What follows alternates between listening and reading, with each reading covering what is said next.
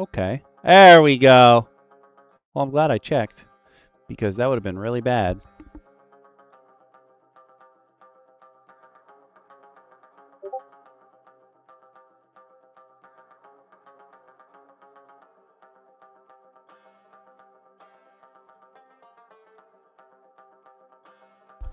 Okay, cool. YouTube stream is up and running. Nightbot is taking quite a while, though. That's a bit strange.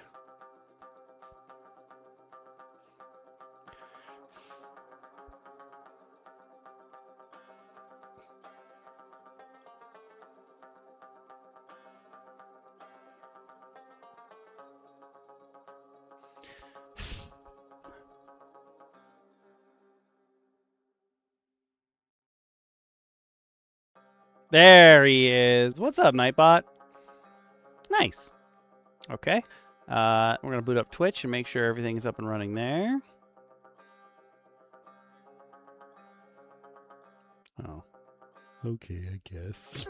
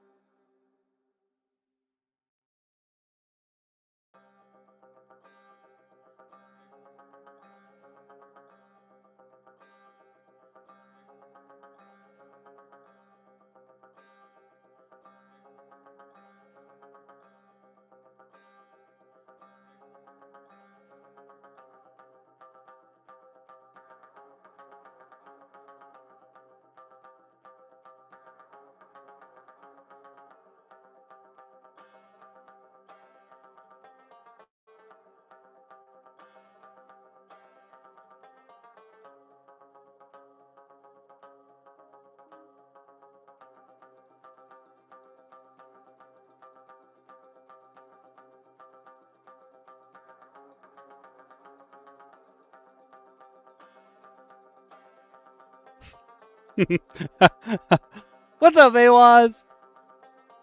That answers my question.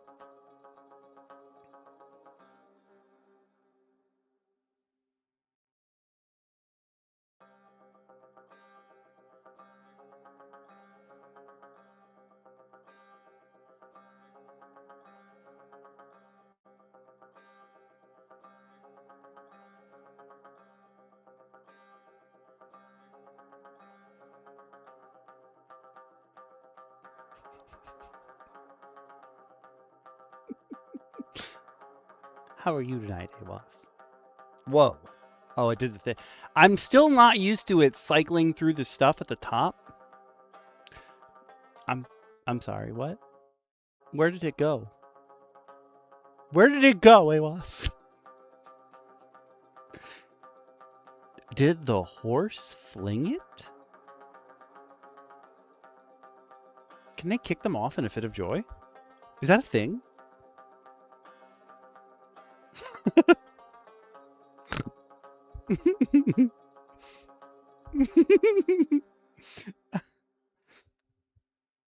Just double check this.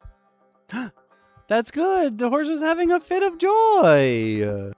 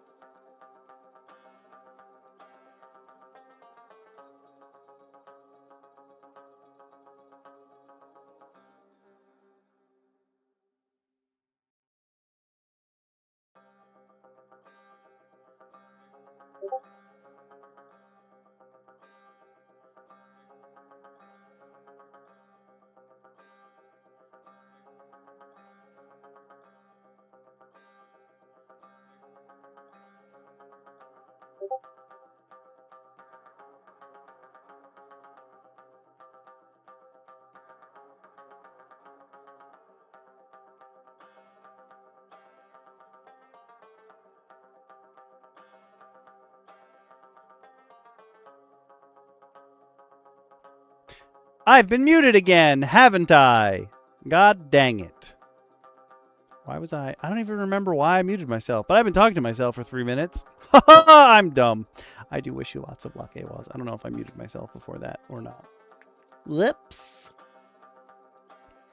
But, back to what I was saying. Whoops. Oopsie doodle.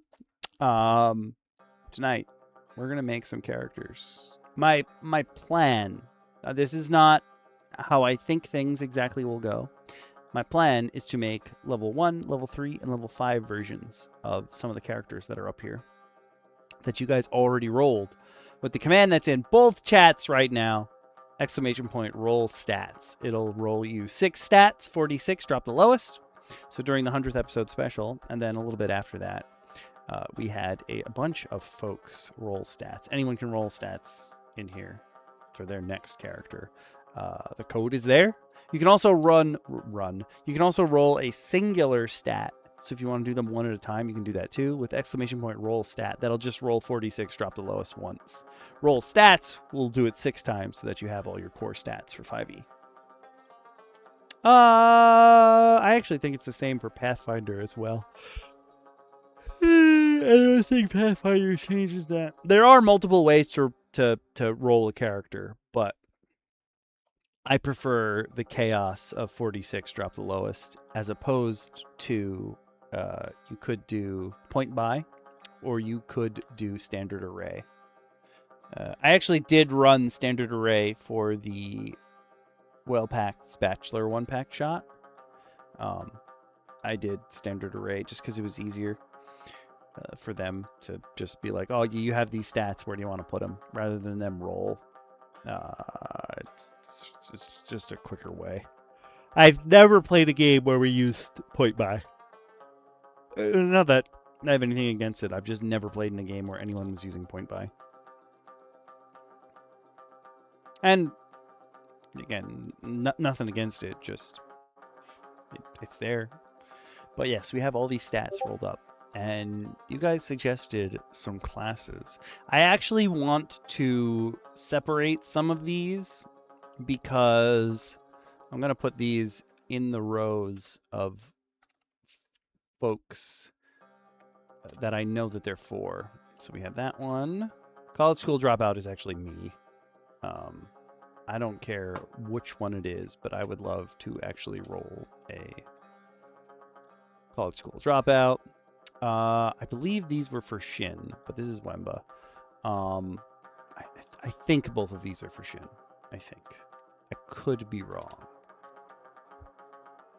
I think Oath of the Ancients is also Fist. Just make a couple changes here. I know Pugilist is for Fist.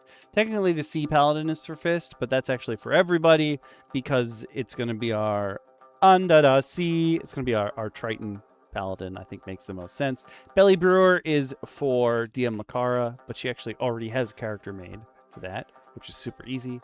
Arcane Archer I think was also suggested by Fist, but I'm not 100% sure, so I'm just going to leave it there. Maybe we turn the Arcane Archer, we turn this commoner into Arcane Archer or Sea Paladin. Now that's not commoner as in the person who suggested it was named commoner. That's that we want to use the commoner background for that.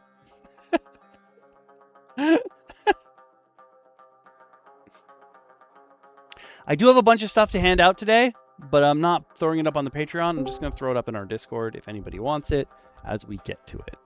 Who's come to join me? It is I. Hello, Speedy. How are we doing? Pretty good. How about you? I sincerely apologize for my lateness. I was preparing sustenance. Was it blood in a wine glass? Not a wine.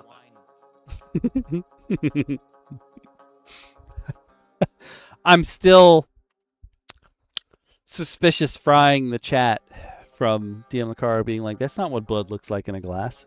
That's not how it moves. Yeah. Well, I don't know how this is going to taste. I didn't exactly taste test this. So I'm probably going to... You're going to hear me hack up a lung in about a second. Is it like alcohol plus cough syrup? I might as well have made it. Oh. Oh, dear God, I can smell it from a foot away. I can smell it. Can you taste the fear? I taste something.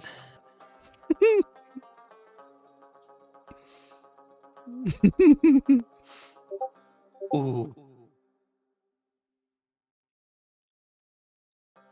That sounded pretty good, all things considered. It could be worse.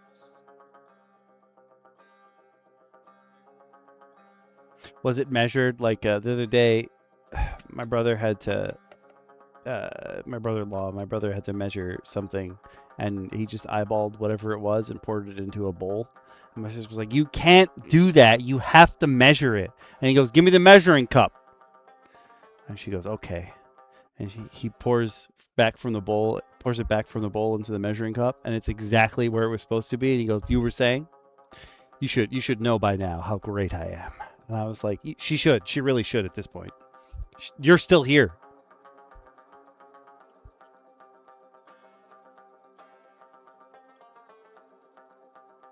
I see. If only characters were as easy to roll as that. I don't think you used roll stats at all, but we do have these 2 extras, so we'll probably use them first. Unless we want this really strong commoner to go first, that's fine. I don't care what the commoner ends up being. We just needed a commoner. Are you gonna make another muscle wizard? I don't think I have to make a muscle wizard this time. You don't think?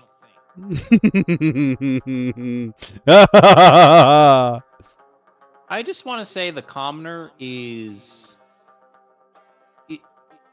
strong as hell, smart as hell, the wisest thing in the universe, but lacking in Riz. True. How we doing, A-Waz? Did you find the horseshoe? She was looking for a horseshoe. By the way, you have plagued me. Oh, tell me more. I have been plagued Hell yeah, with it was. unfortunate expelling of body. Ah, yes. You know what probably isn't going to help me? My mother delivered mystery meat earlier, and I was like, sure, I'll eat it. I don't know what this Define consistency is. mystery meat. By the way, this is my my chalice for the night. Not close enough.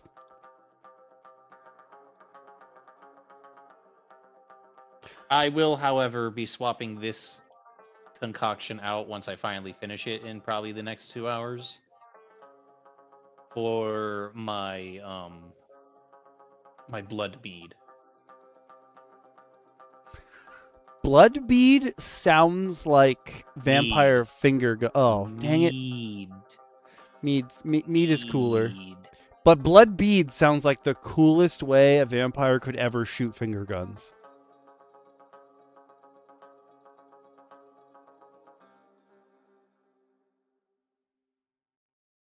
Even like bracing for recoil, like Yusuke. But instead of ray gun, it's pronto beado. It's actually blood beam. Could be beam too.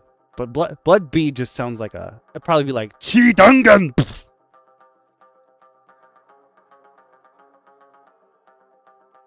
Yeah. Wasn't blood bead like that thing from Code Vein? Oh, yes, that too. I feel like, I don't know, Code Vein just game. didn't pull me in. Too much anime in my Dark Souls. Have you met yourself? I need to separate those two. I can't do them together. That's too much. You sure about that? Yeah. That's too Are you much. lying? Are you lying to me or like the audience? That's A little bit of A, a little bit of B. just like I can't. The Adventure Time side quests intro just debuted, and like I don't know, man. I don't think they needed to change the art style. Now I'm like, Listen. what did you do to this? Why is it wrong? Considering a wise and powerful Okami, the Bungie devs have bent me over and done things to me. That's true. Listen, it doesn't help that on their final update of the game, they introduced a Yippee Ki Yeehaw gun that shoots explosions and is a vampire gun. What did they make it just for you? I really think they may have, and I'm not complaining. If I'm being honest. There's a game coming out called Diesel Knights, and it's sort of like a spiritual successor to Titanfall, except it's more diesel Oh, now I'm punky. sad again.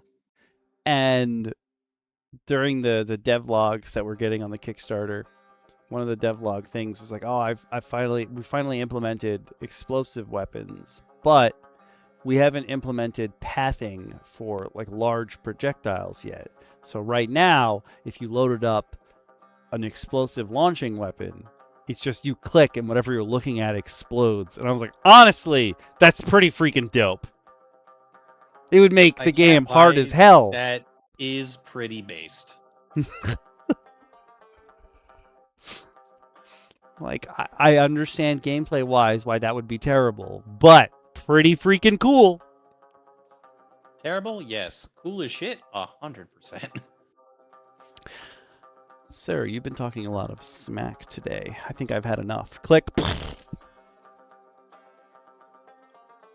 It's more like talking a lot of shit in explosion distance. Can I see you? Then you can explode.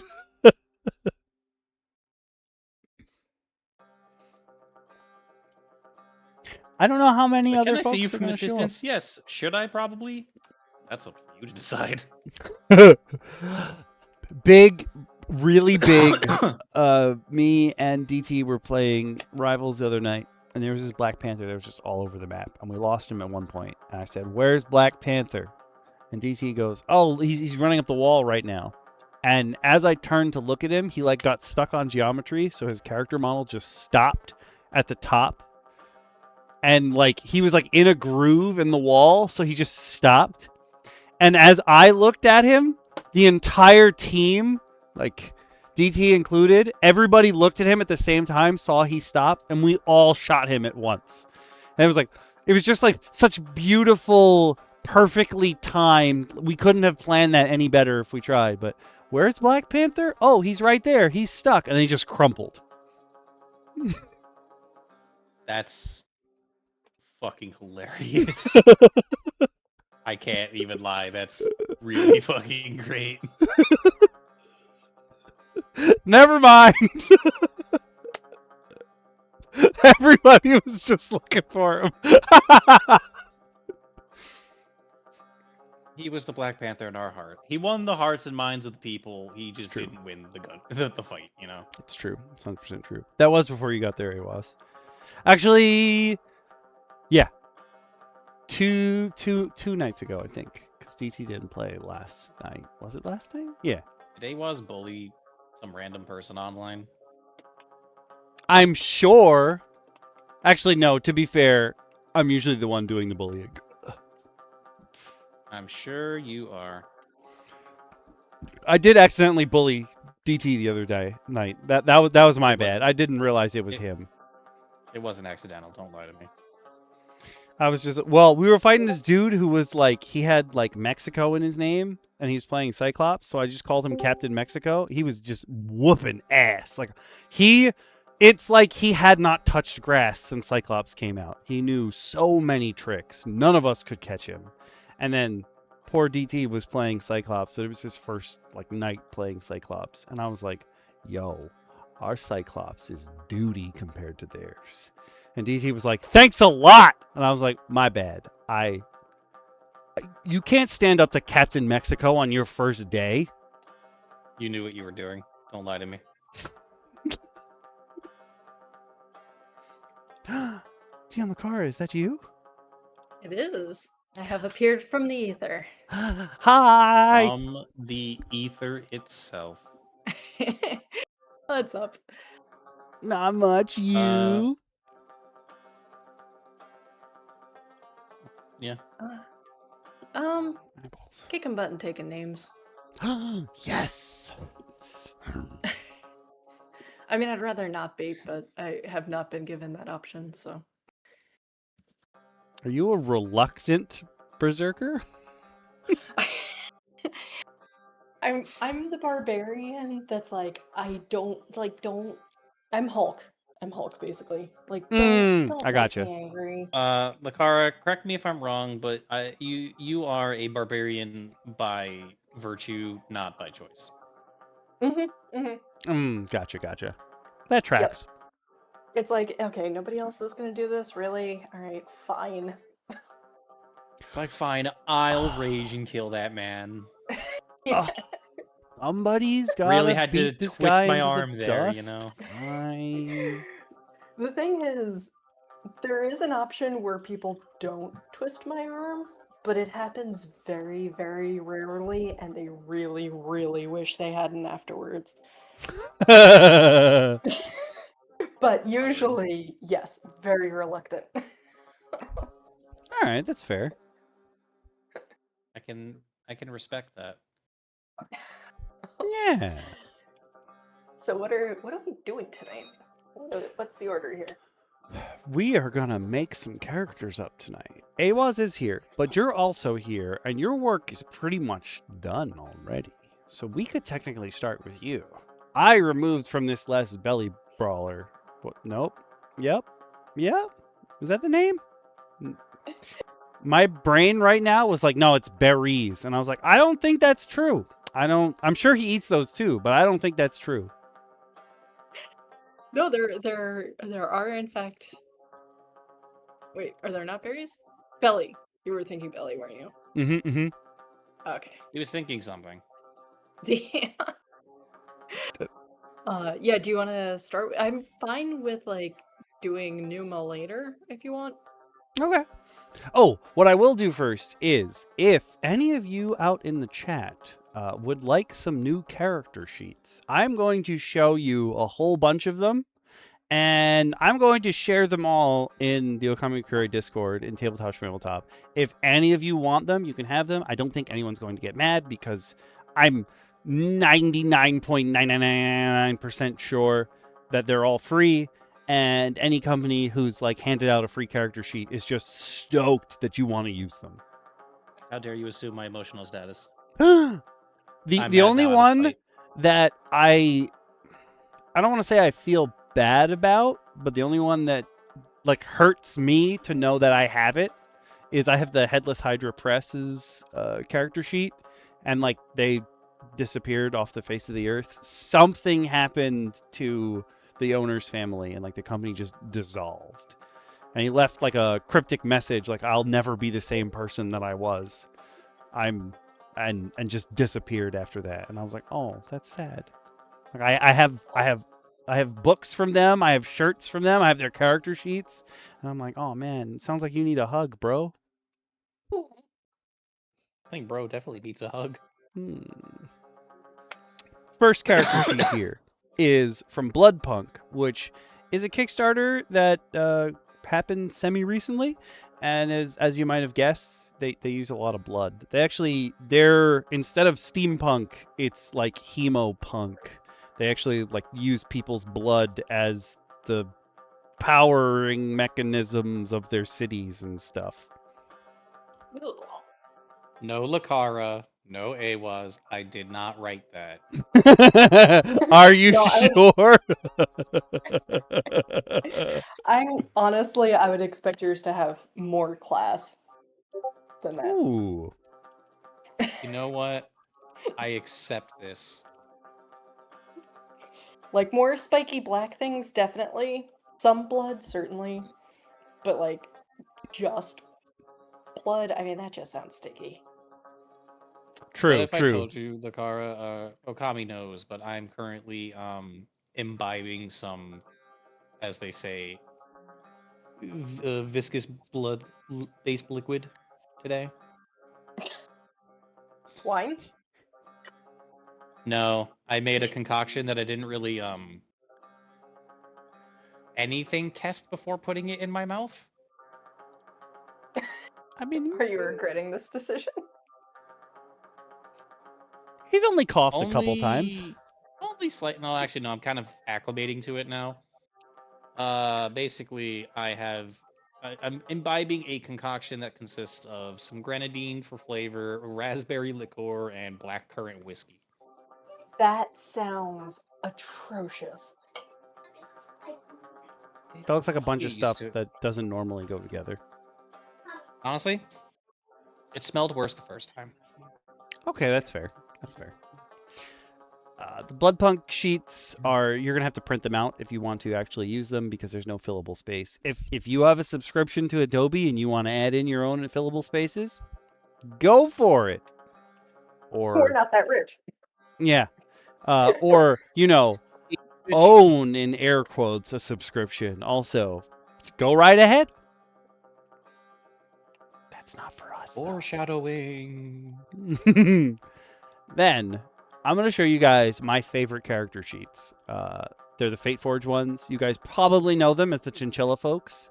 They have like 4 different kinds of character sheet, but I just really love all like the art and stuff on them. They also, for these fillable ones, have made it so that the skills that are part of a stat are actually underneath that stat, which will help a lot of newer players rather than all just being in a line. Interesting. This is their fillable version. I love it because there's even like a whole page where you can put in, here's my story beats and what you've got in your different things. I also like at the bottom of the bag or on a mount, like, oh, it's not just what I've got in my backpack, which like Yeah. D&D Beyond now lets you put stuff in different bags. I think that's fun. That actually looks like a much more useful character sheet. And it's pretty. It's so pretty. The No, Chinchilla you're folks pretty. just don't mess up. Oh, thank you. I thought you were going to ignore that. I was going to cry into my microphone. No, you know I can't ignore a compliment. I don't know how to take them. That's He must actively immediately ignoring reject it. it. That would be actively ignoring it. I hate to tell you. There's like 5 or 6 different versions of their character sheet, so I'm just gonna scroll through them as we go, and I can reopen them later. Which Just is gonna nice. blurb them out as we go. Yeah, because they also have ones, if you just want a spell book, boom, here you go. This is just for you spells, and it's editable. Fantastic. Who doesn't love that? It's also gray, so it's easier for you to print without wasting your I'm ink. gonna have to look for it, but someone did make character sheets tailored to each of the Vampire the Masquerade clans, I believe. That tracks. That is the... yes, okay, that makes sense. That sounds wildly specific. Yeah, there's like little elements of each clan in each character sheet. I'm gonna look for it in a minute. That's cute, though. Some of these PDFs are not editable. Obviously, you have to print them out and what have you. But my Mentalette sheet from the Empowered, which we will eventually play as we all learned during the 100th episode special, character sheet was written on one of these particular character sheets. Like, I took a Fate Forge sheet because it made me happy. There's gray versions if you don't want to print and waste all the ink, and then colored in versions. There's just a lot of stuff here. It's nice. I'm trying to get to, I believe this is the particular sheet that I printed out, but, they also have an appendix here, which I think I included. Let me double check. I'm about to hit enter on Discord so that you guys can get this. Oh, here we go. Because there's 2 more at the end. Boop. If you're not part of the Discord, first question, why? Second question is, are you not sure how to find it? Because you could just put !Discord in either chat at any point and come on over to a Comic Cray. We're sharing lots of stuff. If you don't join us willingly, you will be teleported into the demiplane of sludge. Directly. Where? Did I stutter? Directly. I don't think I did. I had to find Murmur. It's been so long. That's where he lives. It's probably not, but it's where he dwells now. But this appendix will help you fill out your... So wait, there lies a demiplane of sludge. What demiplane do you, fellow DMs, live in? Ooh. The demi-plane of paperwork.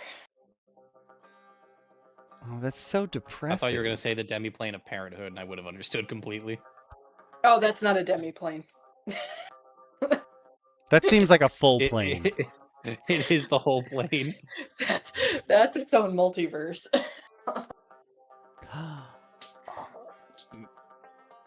Part of the Shadowfell. That's how I feel like I live on the Shadowfell most days. Yeah. Yep. Wait, this stream has to come to a screeching halt because Awaz doesn't know who Murmur is. Oh my god. I know, I was like, how do I even... Oh my god. How do... Also, hold on. Okami, again, I once again don't appreciate you lying to me. You occupy the demiplane of porcelain. Ooh. That's very true. No, not ooh, poo.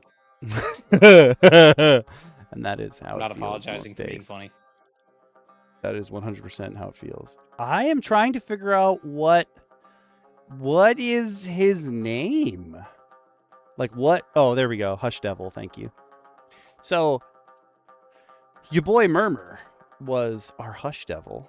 Wait, this is the wrong screen. No wonder I can't see anything. Ha ha ha ha. Well, you guys can't see anything. Ha ha, give me a sec. I got this. Bloop. He's a Hush Devil. This is a man, a fiend.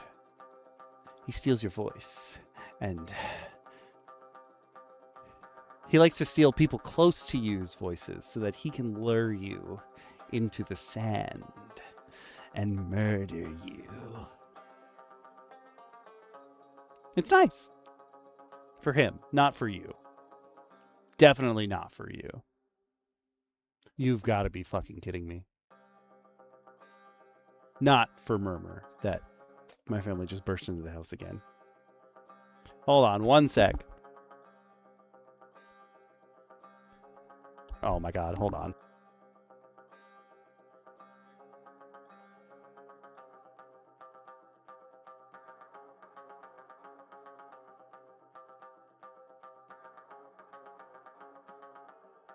I wish he would leave his audio on for that. Okay. You know what would be great?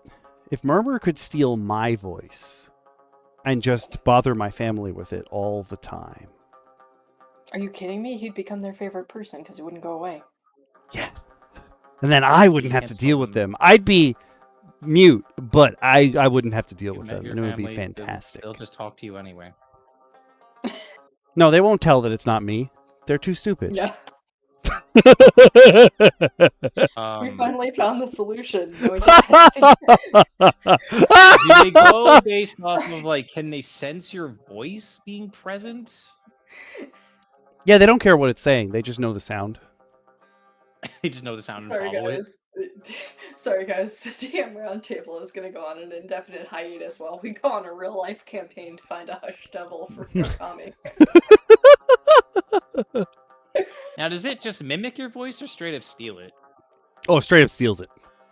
So if you do a funny accent, do you, like, can you only do that funny accent for the rest of eternity, or can you just not speak ever again? Ooh. Fun edge case. Yeah. See, that's why you bring. Well, it says you can't speak at all, so I'm gonna go with that. No, it's way more fun for it to creep up on somebody while they're doing a goofy impression of somebody else in the party. And then he steals the impression voice, and then you have to figure out which person can't speak anymore. The person who the impression was of, or the person doing the impression. These are the best adventures ever.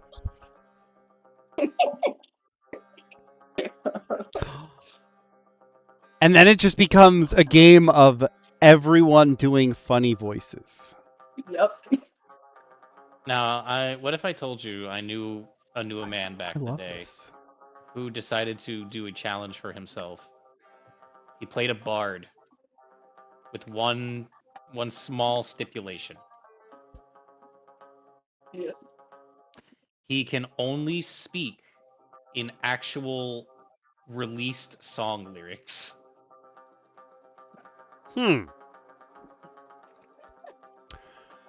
Are those I'll let you from the guess how long plane that he's lasted. on, or from our world? No, he quoted songs from our world. Okay. I mean, it depends on how big his music library was. True. Like, He was a musician. I would say the entire campaign.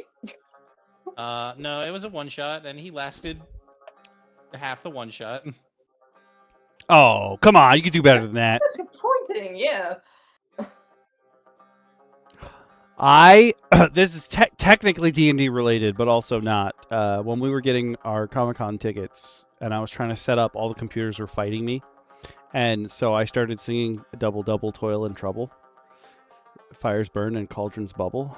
And Dex paused and his eyes he looked up into the camera and his eyes got real wide. And he goes, "What the fuck was that?"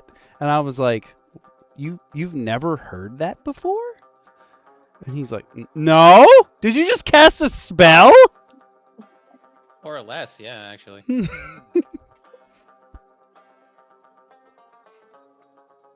It's like, oh, I mean, realistically, I was explaining to someone what, New England is like, and I'm just like, it's fish, rich and old people, and witches.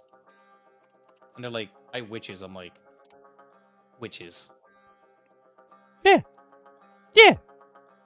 Oh, I'm and down the with that. assorted demon, but we're not gonna talk about that. No, because they steal your voice. And pretty late.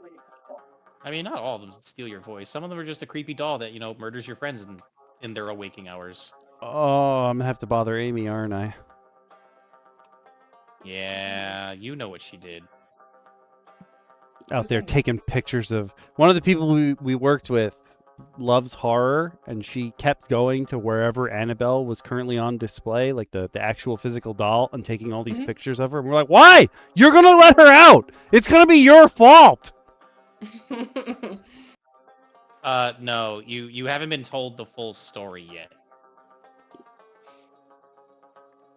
She did the biggest no-no in relation to Annabelle herself, which is taking a photo of her without asking for permission. Ooh, that too. I mean, that kind of seems like a self-limiting problem. I see that. That's yeah. true. Demons are really warded by basic, human politeness. Fair. No, but there is good sociological data that rules matter. Okay, that's fair too. That sounds like science to me.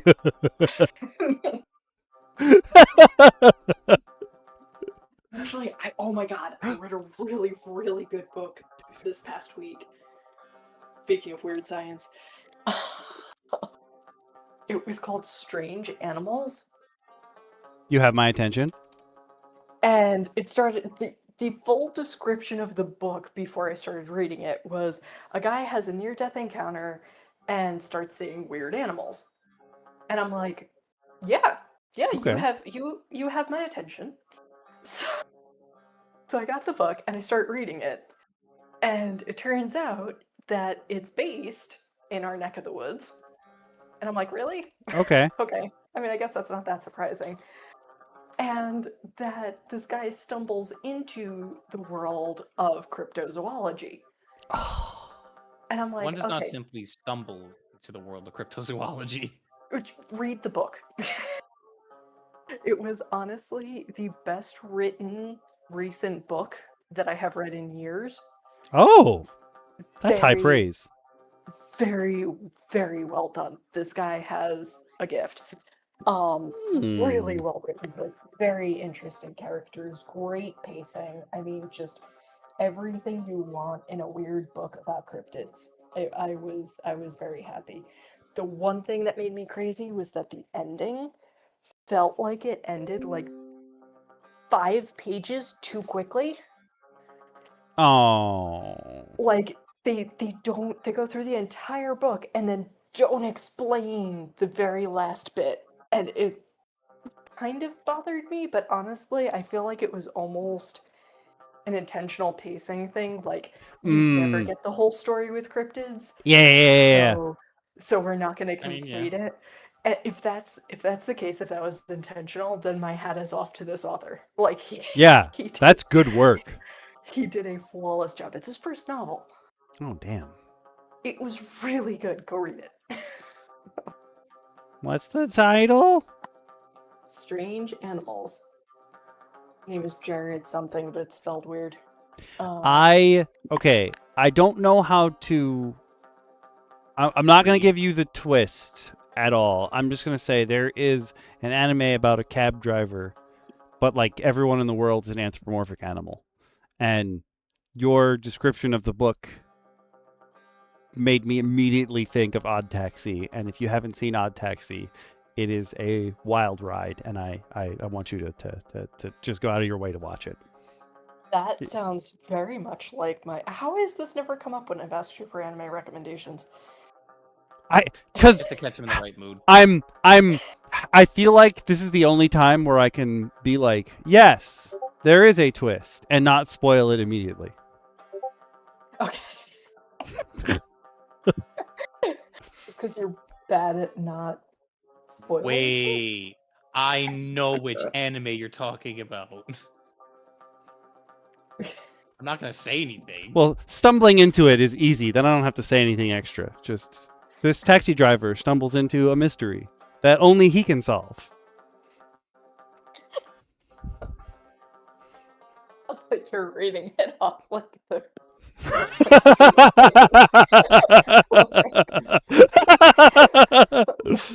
But that sounds like a lot of fun. And He's okay, uniquely suited to this particular problem.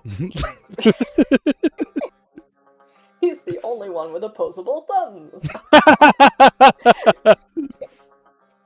God, imagine being an entire anthropomorphic animal and just not having been blessed with opposable thumbs like a peasant. It's awful. I feel it's like awful. that, yeah, that would be being a peasant. That would be like its own entire social structure. Yeah. Among anthropomorphic creatures. Bro, I can't imagine having to literally animate and write thumb-based racism. I bet it wouldn't be hard. No, think about it. Think about it. The peasants are the ones with the thumbs because they do all the manual labor. It's like foot binding. Yeah, they're the only ones who can carry God. stuff. Yep. The ones with hooves and everything are the ones in the upper echelons. Excuse me, we all know it's cats. Cats are just rulers. Well, I mean, yeah, they don't have opposable thumbs either, so that's fine. Pause game. Exactly. But cats are not alone at the top. We all know they are. You can't lie to me. Thank you, Lacara, for also being a dog person. I feel like we're so vastly outnumbered all the time these days, and I hate it. It's not that you're outnumbered, it's just you're outclassed. Look, I mean, I'm not going to argue that cats would make it to the top of any social hierarchy because they're backstabbing bastards. I'm just saying, I'm not going to put them at the top alone. I say again, would? I have 4 of the demons running around my home at the moment, and they do nothing but boss me around all day. Yeah. I mean, you're a willing, submissive peasant, but what am I going to say about that? Not really willing at a certain point. Respectful sub in comparison to my respectful Dom. Thank you, Zella, for that. The way you two keep talking tonight, I'm going to end the night writing a yaoi about you two.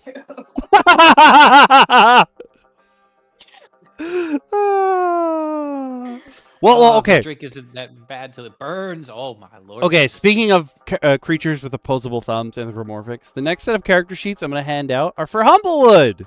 Yay! Humblewood actually has 3 different character sheets. You could be regular, you could be living in the forest, or you could be nocturnal. Ooh. But they're pretty simple sheets, but like they're cute. They have just a little bit of cuteness on them, which is good. I accidentally just closed one of them, didn't I? No, okay, good. I'm gonna share those in the Discord as well. Remember, you can all just jump into the Discord whenever you want. Nobody's stopping you, okay? Nobody's making you either. Humblewood sheets, and then Okami, I found the link for you so you can show off a few of the VTM character sheets. Okay, where'd that go? Ooh. I will pop those up at the end. This one is from the Kickstarter for... I will double check that. Sebastian Crow's Guide to Drakenheim, which I think Drakenheim is part of Grim Hollow, but I could be wrong. Grim Hollow is... Now there's a bunch of Grim Hollow stuff on D&D Beyond as part of the third-party stuff, but Grim Hollow was the Australian people's setting for a while. Like, everyone who works on Grim Hollow is from Australia. It was like, oh, if you're doing D&D and you're from Australia, you're probably working with the Grim Hollow folks. That was just their thing. But this is Dungeons of Drakenheim. The weird thing is, they handed out this fillable sheet. There was no blank to hand out. They were just like, oh yeah, we already filled them in. And I was like, that's a weird choice for fillable sheets, but okay. I mean, you can obviously just go in and erase whatever you want, but it is there. But this is the Dungeons of Drakenheim sheet. And technically, you could also run this as a character, like, right away. I mean, assuming you're having apothecaries in your game as the class. You might have to rework it for whatever class you're using if you're not using Dungeons of Drakenheim. It has some extra stuff on it that they use, like delirium and your contamination level, which also feels like things that many of us would have in our games, but for other reasons. And there's a whole bunch of factions you can join. I like the idea of having factions on the sheet, but the vast majority of people running their games don't really use factions like the way that they're presented in the DMG. Like, most people aren't maintaining their like rep levels with each of the available factions in their worlds. I was going to say sort of like GTA, but I think that's more like Saints Row than GTA. Oh, yeah. Saints Row. How I miss your glory days. Why do you have to keep bringing up different series that makes me sad? They're slightly dead. Yeah, they are. I can only take so much heartbreak. Ooh, I'm sorry. This is Dungeons of Drakenheim, and again, you don't have to use every part of a character sheet. You could just use what makes sense to you. Like if you take the basic character sheet when it's fillable. This one has some spots in it that you can't just throw items on, like where your character appearance is. You're gonna have to slap another picture on there. So, but a lot of us leave that spot blank anyway. Doesn't really matter.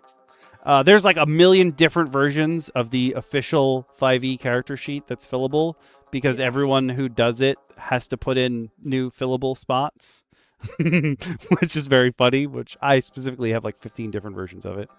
And then there's this one, which I unfortunately don't think I can tell you where it's from. Nope, I don't have any information other than it was 1281618, which probably tells me it's from DM's Guild or Drive-Thru RPG.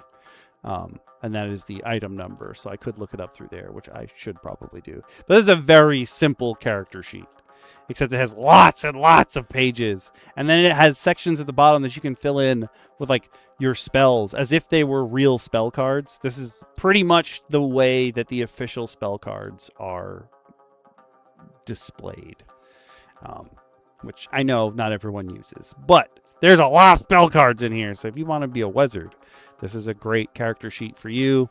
There's even locations, and you can put in your notes down here. I would not suggest printing this 20-page with extra session notes and to-dos and loots sections and like what you've met. This one definitely is keep it as the PDF. Then there's a multi-class character sheet, which is sideways. Apologies. That's just the way it is. But you can also put in your adventure informations, which I feel like would be better to use if you were in, say, Adventurers League, which, for lack of a better term, is pro D&D. And then an easier details and features area where everything's broken down. This one, obviously, not fillable. You can make it fillable if you want, but we're not going to do that. This is Headless Hydra Presses sheet, which is pretty simple. Has a bit of flavor on it, which is also nice.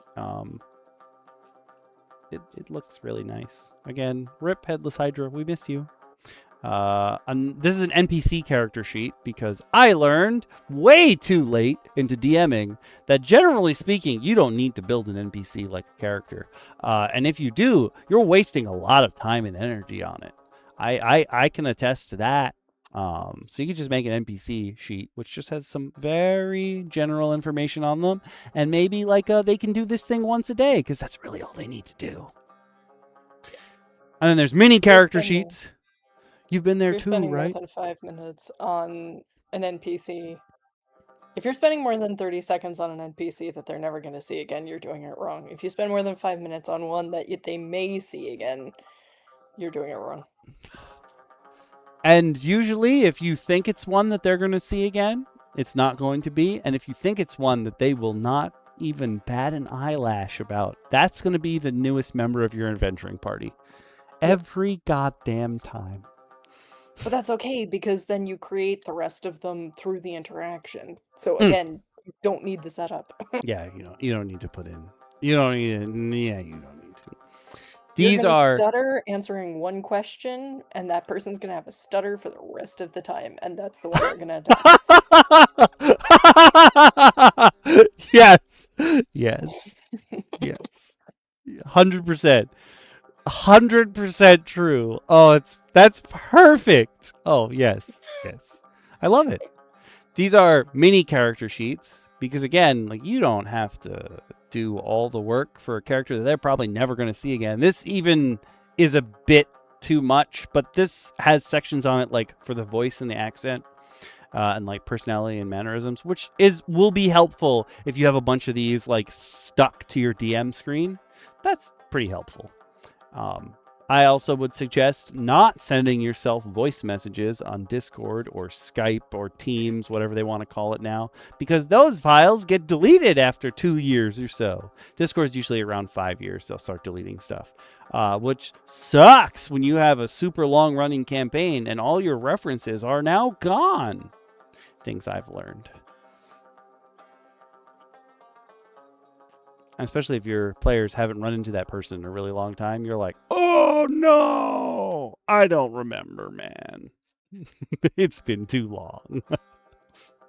And the last one is mini character sheets. These mini character sheets were more for NPCs because they've got the voice and the accent and the personality and the mannerisms. Not to say that you as a player couldn't use them, but these are actually your player mini sheet. That's like just a reference to carry around for you. You could hand all your players reference cards with what their weapons do and what their spells do and what their items do, but chances are none of them are going to look at them. Some of them may even hand them back to you between sessions because they don't need them. Not that they use them during the session either, but I digress. Some of these are very helpful. I feel as if you're projecting. I don't know what you're talking about.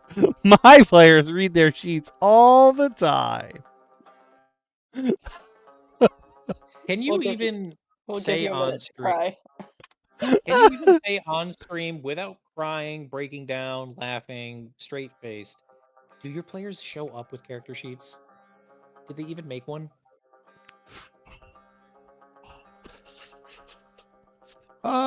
Making the sheet, yes. You Using the hesitated sheet, so no. hard.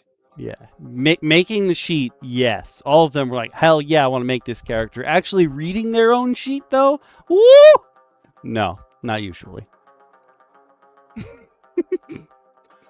But we have, since I already have the PD. Oh wait, we'll show off the last set of character sheets, which Speedy just found for us. These are character sheets specifically for the Vampire the Masquerade clans. Let me switch screens real quick. Boink. Bam. Oh, okay, never mind. I realized those were fillable bubbles, and I was like, everything's zero? That's so many zeros. And I was like, oh no, it's like a Scantron. So look at you. This is your character sheet here, Mr. Okami. Oh, I knew I was pretty. You are a Toreador. What do we got next? Oh wait, still me. Still me. Wait, is it? Oh, there we go. Yeah, so it just like repeats. So I think it's like a different version of like the background for it. But yeah. So that is Toreador, then it has Malkavian. Somebody's losing control. Yeah, that's basically how they work. Hmm. And then I think the last one on this sheet is La Sombra. If you go farther. Are they? So they're like shadow mages. I was like, Jormungandr? Oh, I'm sorry. That is Samitsi, the Flesh Crafters. Ah, that tracks. That tracks. Oh, here's the shadow guys. I apologize. Oh, you're good.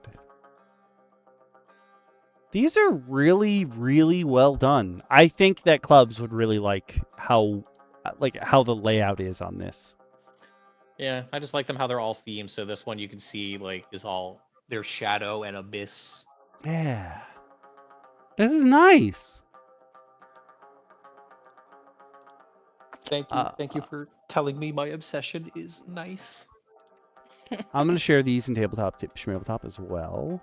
VTM sheets. VTM themed sheets. Whoop. I'm pretty sure this person's made more of them. So. Ooh. Is ye? That's how I'm going to. That's how I'm going to pronounce that name from now on, in case anyone was wondering. But I think we might as well just hop right over to Numa because you've already made one. We didn't even need to use the stats for it, which is fantastic. I mean, we still have all them stats, and we will be rolling characters. Well, I mean, you guys already did the rolling part. I mean, maybe you'll roll some extra health and what have you. But would you like to tell us about Numa? I'm going to pop on some funnier, well, not funnier, but some more jovial music. Yeah. Happier-ish?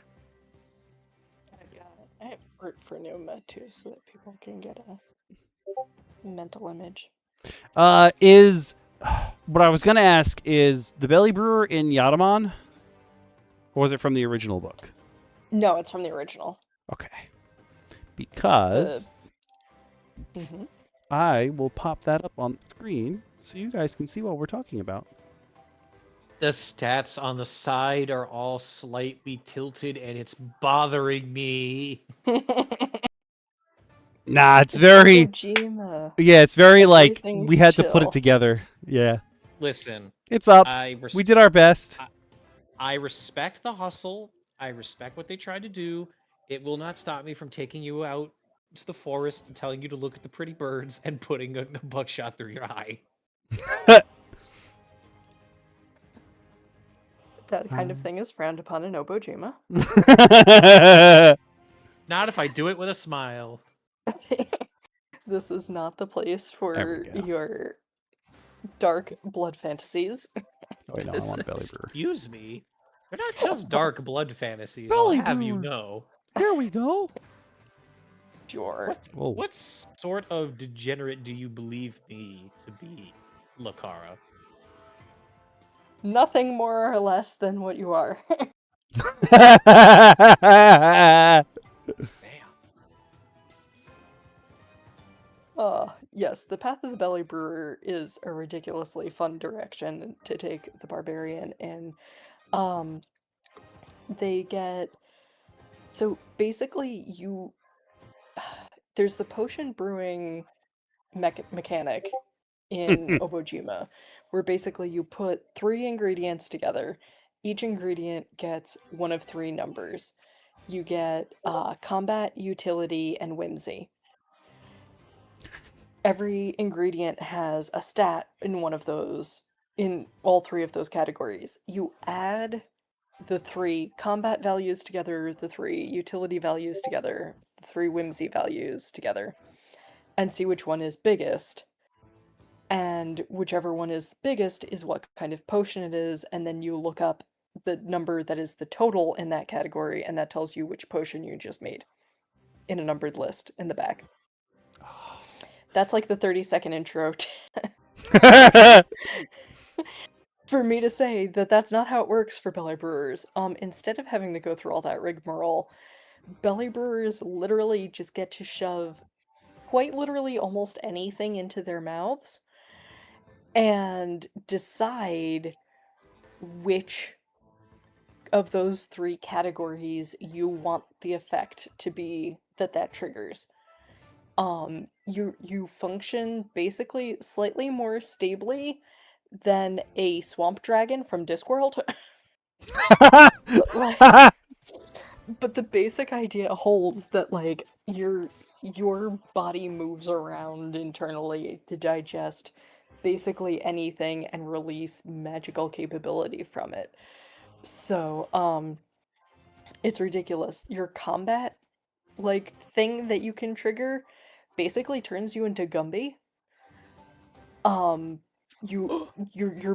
Your body becomes rubber. So you take, like, less damage from projectiles. You literally use your belly to smack them out of the way. And you can stretch to reach stuff, like it increases your reach. Oh, that's fantastic. Yeah, you become Gumby, basically, which is awesome. The utility capability lets you eat anything, and it gives you back health.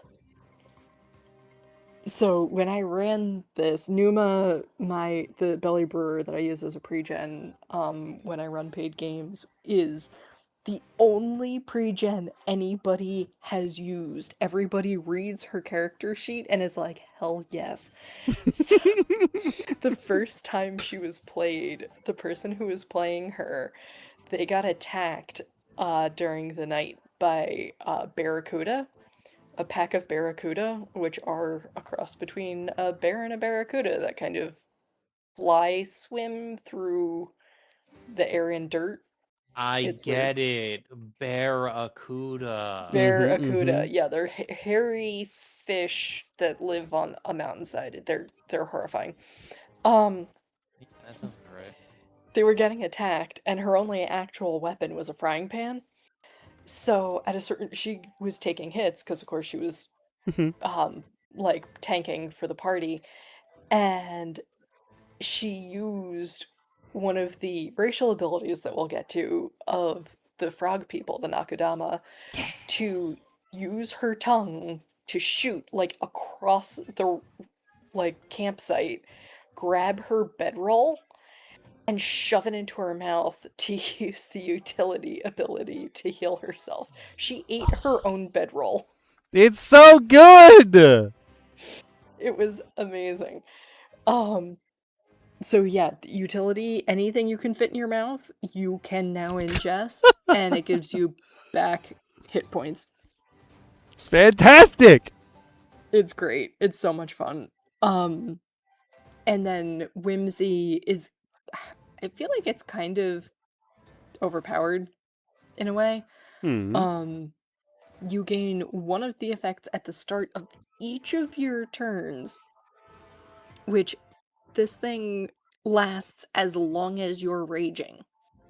Oh. So this is potentially a lot of turns.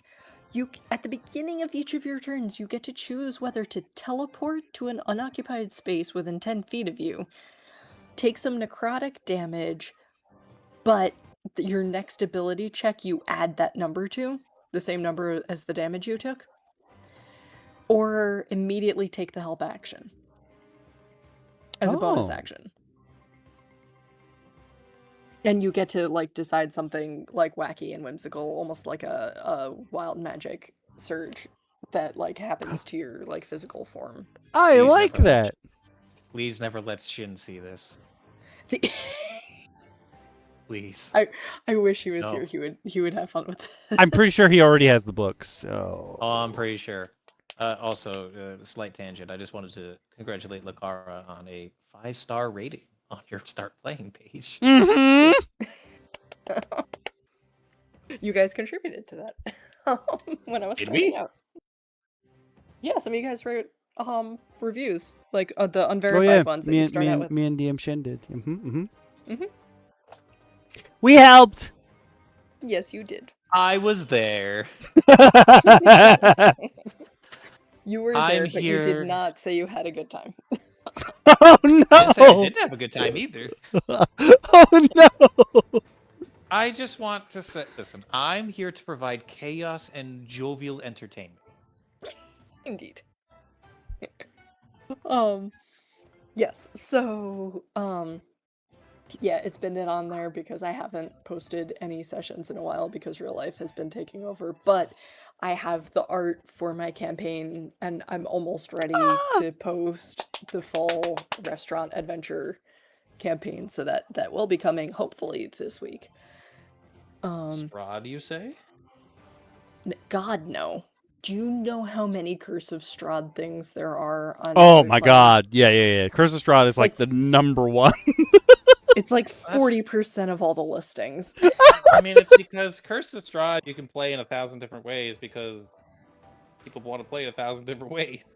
Also, I did say we're about to get like the most views on any of our clips ever from that stupid thumbnail I made with Strahd and Aero to his face. It just says, "Cuck." I was correct. So annoying.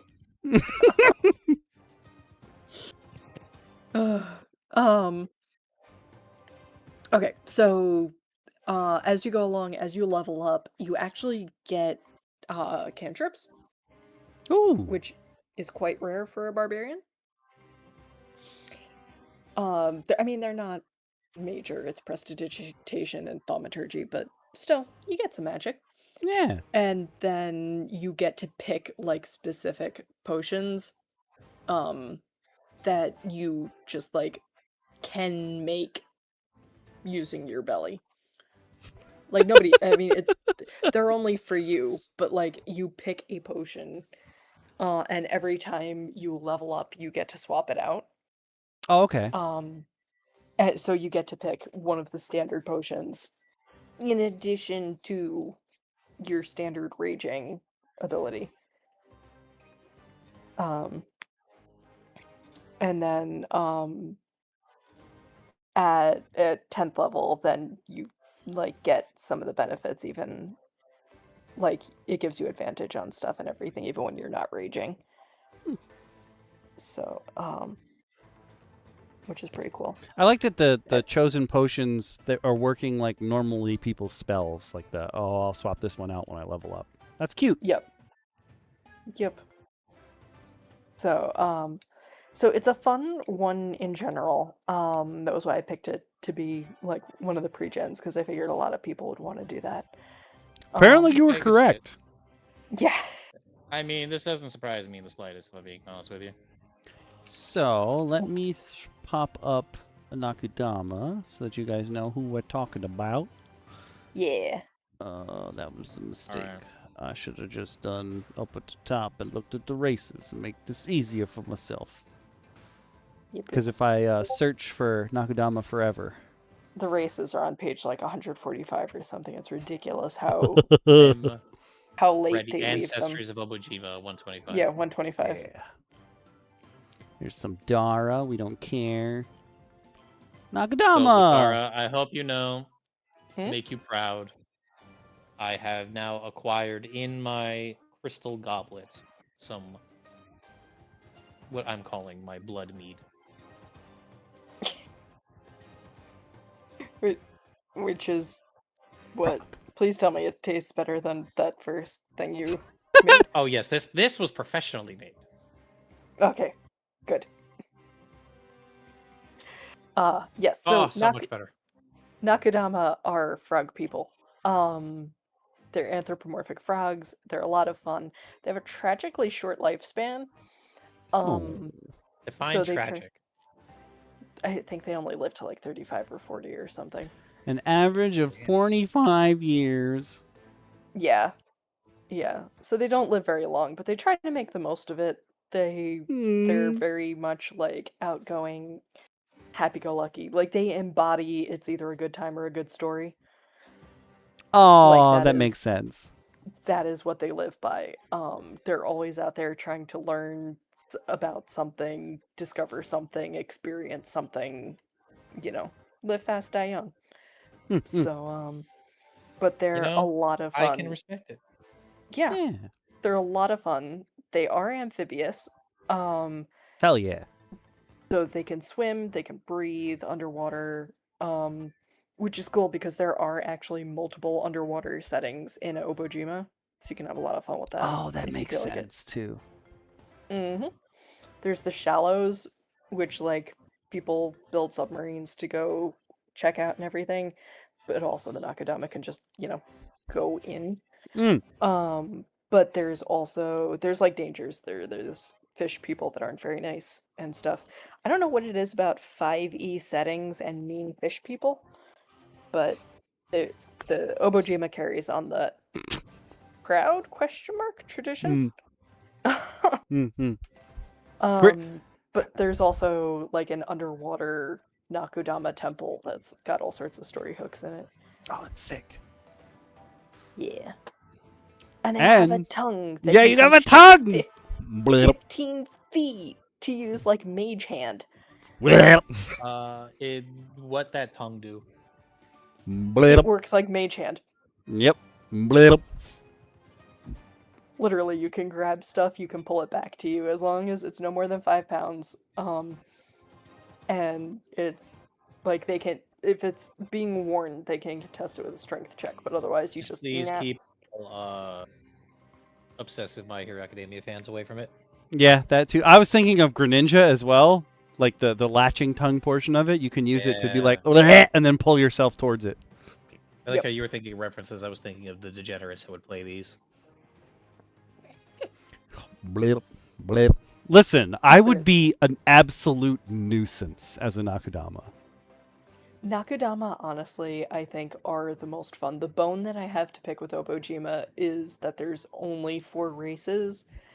And like this box here is like you have to find a reason to play, and if you insist on playing another race, like you have to come up with some magic way that you exist here. And I'm like, really? I mean, if it makes you feel any better, my entire setting that I enjoy is just down to a vibe. That's your race. Yeah. Like I love having all the different races or species or ancestors, whatever the hell you want to call them. Like having those are so much fun to pick and explore and learn about their cultures and everything. They have 4. And 2 of them are humans, basically. Oh. And listen, I think of this post all the time. I was just talking to the Wild Pact about this post I saw on Reddit where this person was like, "Oh, I'm new to D&D and our they said like I want to be this certain race, but the DM's like that race doesn't exist here, blah blah blah, and like all the comments were like, well, realistically, you know, most tables don't have like you won't even come up against like they basically were saying everyone in these comments was like, oh, fantasy based racism isn't the thing. And I'm just like, I just feel like every setting has it in some way, shape, or form. And that's part of the fun. Like, getting to break stereotypes and what have you is so much fun.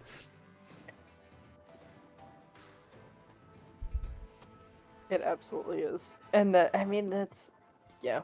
I don't understand why people run racist D&D campaigns. It's like, don't we have enough of this crap in real life? But anyway, yeah, so you have humans, you have elves, which are, they've nerfed to the point that they're basically humans. They have a human lifespan. The only thing that they have is that they're born with these weird, like, kind of tattoo things that let them, like, kind of see the spirit realm, which is the only other, like, dimension or plane or whatever in Obojima. And you get dark vision. That's literally it. They're human size, they're human shape, they have pointy ears, but they don't live longer. And you can see the spirit world. That's it. That's all you get. The sample art of the elf is like so very Link coded from Legend of Zelda, but the Owaka marks are that's a curse seal from Naruto, and I know Jeremiah loves Naruto. I'm just like, I love how you've taken these two things that you love and just been like, yeah, mash them together. That's what D&D is all about. See, I look at that elf and I think, I'm blanking on her name, but Laios' sister from Dungeon Meshi. Oh, that too. Looks so much like her. So the Nakudama and the Dara are really like the only two fun races in Obojima. And the Nakudama are great. The Dara are weird. This stupid art, the little Tara is the what is his name? Like Puka or something. He's one of the bad guys that worked for Frieza. That is clearly who that is. His stupid face. I love it. So nice, but also just like this era's art is so evocative of like Super Nintendo kind of stuff, and I love that. Oh my god, I can't unsee it now. Someone later is going to be like, how dare you forget his name? And be like, he wasn't even part of the Ginyu Force. Like, how am I supposed to remember him? There's, okay. So the Dara, the big Dara, the tall, one-eyed Dara, are actually based off of a yokai.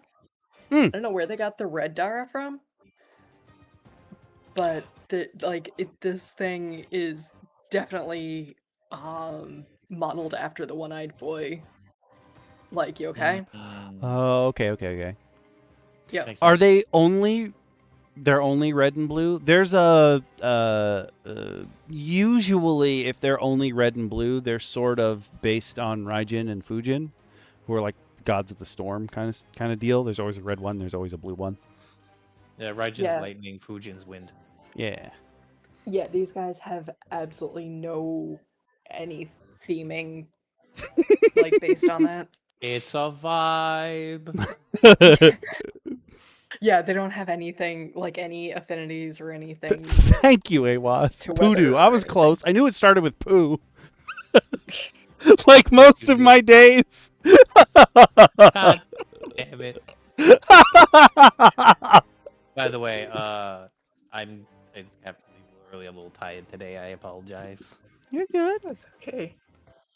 I blame the devilish concoction and whatever I ate for lunch. Dingleberry. Yep. The red ones could be like garden gnomes. That could be their vibe. Something.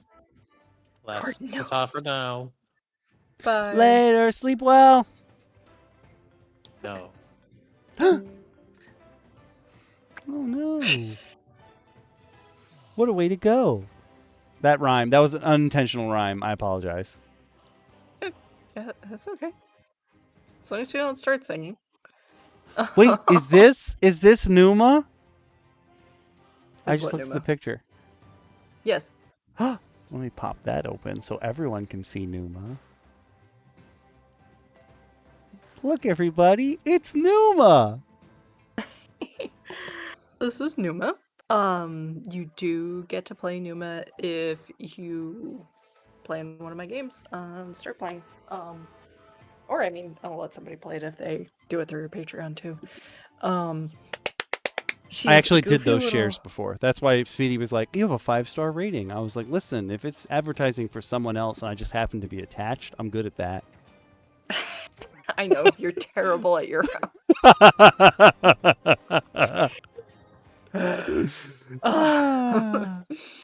So Numa is Nakudama, whose entire goal in life is to taste all the things. Like, Oh that my is god, that's literally... perfect. Yup. Oh. And take care of her friends, whoever she's traveling with right then. So, Numa's family are actually spice merchants. And so she was like really helpful with trading with the spirits, because in Obojima, like all of the best and most secret ingredients come from like the spirit markets and stuff. So she has the spirit friend, the spirit kin background, which is a special background from Obojima that lets you have like a couple of spirit friends and some abilities. You can speak the spirit language, and like you have special... You get a special pass basically because you're like a friend of the spirits. You have you have the spirit pass. Yeah, basically. I love that. So he so she does that. And so her family are spice merchants, and when they were like trying to trade with spirits, it turned out that she was like really good at it, and she picked up Torum really easily and could bargain with them and whatnot, and made the spirit friends on some of those shopping excursions. And they're like the belly brewing as a whole on Obojima is pretty new as a thing. Like, this is a recently discovered ability. So it was just like really convenient that they were already spice merchants, so they were already trading in all these like weird ingredients, so it helped them kind of help develop belly brewing in general. Because they're like, hey, what happens if we eat this and this at the same time? That's great. So yeah, so that's their personality. I've been saying she because everybody who has played Numa so far, if I remember correctly, has been a girl, but I mean, it's a frog. You can be whoever you want. And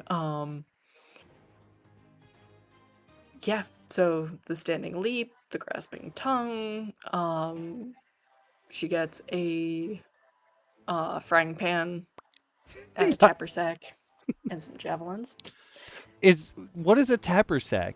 Is that like a net? I was thinking a net, but I don't think so, because nets don't do 1d6 and they wouldn't do bludgeoning. If I remember correctly, it's basically like a sack of sand, I think. Hang on, let me see. What is the tapper sack? Oh wait, I had I've the got stupid thing open.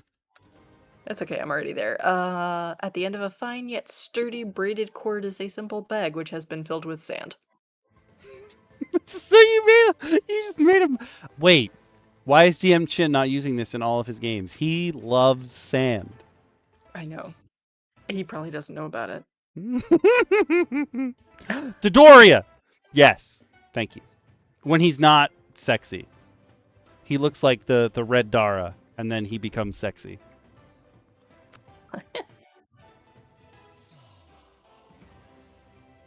Haversack. Interesting. Interesting. I like that. But yeah. So that's yeah, that's Numa.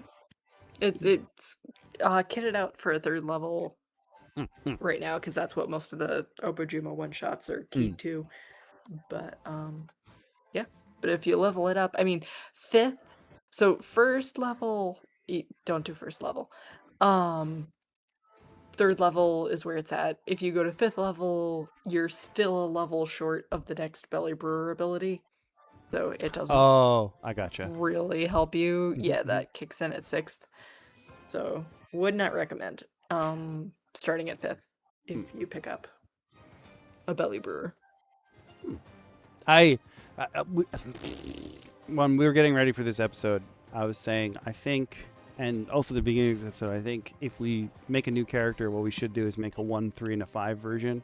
But I definitely think, generally speaking, those are the starter level adventures. But I definitely think most starter adventures are, they'll say 3 to 5, but usually you just start at 3. Because at 1, some classes don't have their abilities yet. 3, you at least have 1 subclass ability no matter what. Yeah. 3 is a good place to start. 3 is always where I start because it's like nobody wants to start at 1. You almost die all the time. It like somebody sneezes on you, you die. Yeah. And you don't have any abilities, like unless you're starting out as like students in a Magic University like thing where you're going to be leveling through mundane character interactions for 3 levels. Like just start at 3.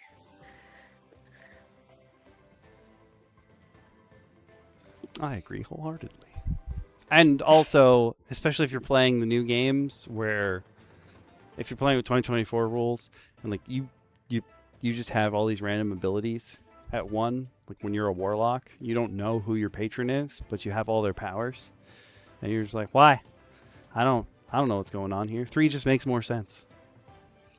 It makes no sense to me that you don't like know who your patron is. Like what, you just woke up some morning with amnesia from having made this pact? Like, yeah, I could see somebody like setting that up as a backstory, but not every single warlock.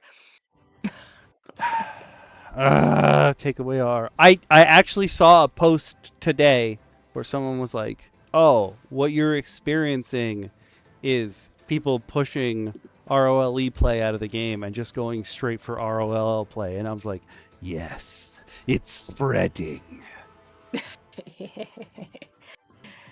We know. We can see it. Oh, yeah, everyone can be in a loincloth. It's fine. In Obojima, I also feel like loincloth is probably like a very common outfit. Especially for the more exotic races. Maybe not like the human-looking people, but... So, in Obojima, most of the characters are either wearing, like, a random-ass mix of traditional Japanese and, like, 1980s clothing. Oh, that makes sense, too. Yeah. And then you've just got stuff like the Lantern Warlock, where you're like, that's not an outfit that looks like anything else, anybody else. Like, you look at the Oni Bloodline Sorcerer, and you're like, okay, yeah, she's wearing a t-shirt and ripped jeans. Like, that's fine. Then, like, 2 pages later, you've got the Lantern Warlock, which is, like, something I would expect Speedy to come up with. I'm like, where did you get that from? I don't know what you're talking about. Also, yeah, don't be a druid in Obojima. Ouch. For real. I'm glad Shin's not here for this part. Sorry, because bro. it would hurt him. The whatever it's called, like the petal I saw druids that. or whatever. There we go. Circle of the Petal. It is the stupidest, most useless class I've ever seen. I'm like, just going from Pokemon powers alone, like, you could have pulled a handful of, like, grass type abilities and turned them into things that the circle of druids could do, and nobody would have batted an eye, and it would have been useful. They did not do that. You can do a dance. You can make a bunch of petals look like something else. Oh. And I think at some point you might be able to, like, confuse people with petals or something. It's like, it's super, super weak. It's just its final ability is the only thing that seems strong. Is that if you get knocked out, you just regain half your hit points and stand back up, and a tornado of petals falling around you. But like, Right. if you were a druid, why not just turn into an animal? Mm-hmm. You'd I have mean, more they health could have that way. gone. They could have, since petals usually only happen in spring and summer, they could have had season powers. They could have had weather abilities. They could have had plant life abilities. There's so many directions they could have gone with this, and they did not. That's disappointing. Yeah, but it's pretty. Oh, If you that's can your make your thing. petals eat people? Interesting. But like, are they going to? Probably not. Yeah. Because it has to do the knockout blow. Interesting. Oh, interesting. Oh, it doesn't actually eat them. It's not like the Mygara Warlock that we have in my game for that DM Bacon and all of his cohorts use. Have this ability where they can explode a corpse and make like a mini fireball out of it, but it destroys whatever that corpse was. This one is just, if your beast knocks someone out by chomping on them, they get healed. You don't even get to take a chunk out of them? That's not fun.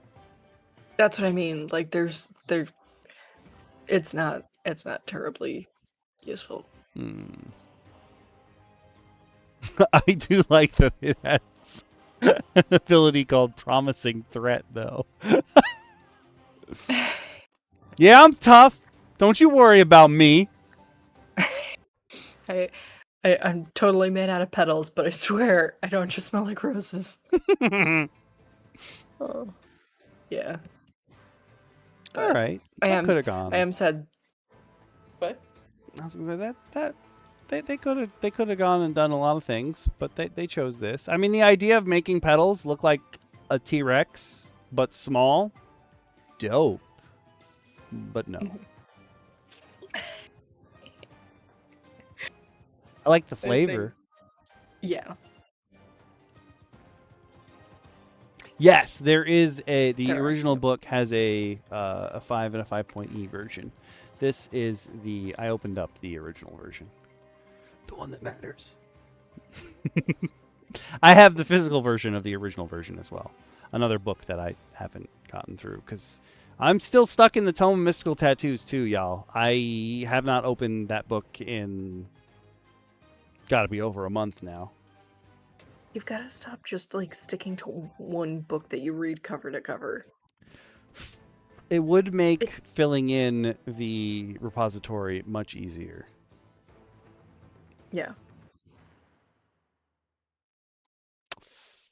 Also, it's just crazy. Yes. I will say yes, but not elaborate further on stream.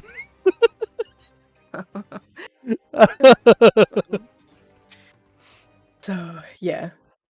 Actually, I'm kind of sad that Speedy's not here because I was going to taunt him with the fact that I am making a kind of vampire for Obojima. Oh, tell us more. It's a fruit bat. Ah, fantastic. I love this. Also, I just want you to know that in YouTube chat, DT said, "Does the Hush Devil walk through doors sideways?" And I was like, Probably, because I can tell you from experience that my weredeer gets stuck in doorways very frequently.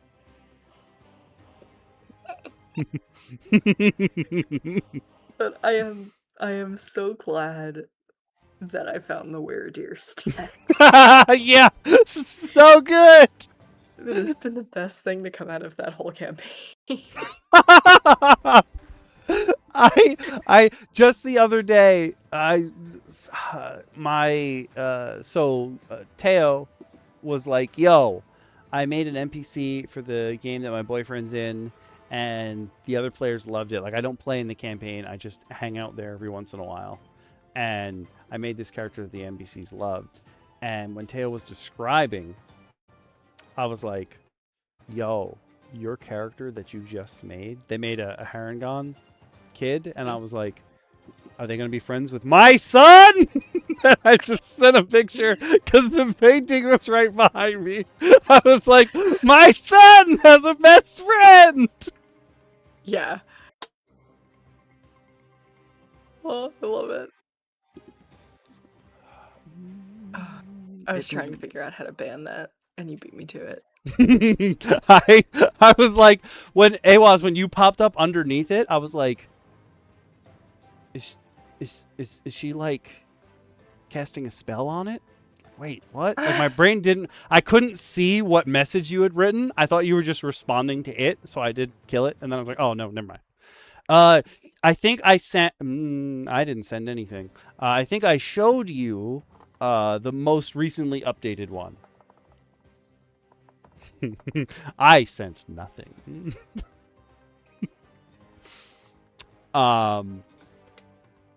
So we do have a lot of characters rolled up. I was hoping we would get Wemba done, but what I did do at the beginning of the stream is I just sort of separated the subclasses that people were talking about into who made them. And Awaz, you've got a wizard here. Fist, you've got Echo Knight, Oath of the Ancients, Paladin, and Pugilist. I don't think we have time right now for me to go find Pugilist, because it's not one of like the official in the book classes, so it would be harder for me to find it. But if Awaz, you want to make your wizard, or Fist, you want to make your Echo Knight right now, I think we can do one of those. Or Oath of the Ancients Paladin, one or the other. And I'm going to say the same thing that clubs let me do, because I played an Oath. Generally speaking, Oath of the Ancients is supposed to be race locked as a subclass. Like, I think it's elves is what are supposed to have it. Because they're supposed to be old and ancient. But when I played in Clubs' campaign, I was a dwarf Oath of the Ancients Paladin, because I helped nature and I didn't care about what dwarves were doing anymore. Too much war and fighting with the other clans, and I just left the underground where we lived in his game, and nature sort of took me in. And then I adopted a weird Aasimar child that kept speaking Celestial when she was taking a nap and glowing, and I just never told her. I thought she was having dreams. I don't speak that language. You're just making noises. But what did you attribute the glowing to? Maybe her race does that normally. I don't know. She was an orphan. I just adopted her on the way. Oh boy. That was a fun campaign. I hope one day I would like to finish that campaign, but I doubt we're ever going to go back to it. I just don't think the group will ever be together again. That always makes me sad. It's like, oh, we did so much together. We had our adventures. There could be more. But y'all are lame.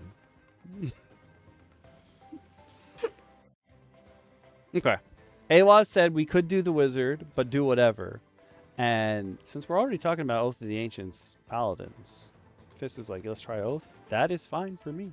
So like, I could find a place to grab Pugilist, but it might take a little too long. So my question for you is, Fist, do you want to keep these stats for your Oath of the Ancients Paladin? These are like Hey, now that I think about it, there's only 5 numbers here.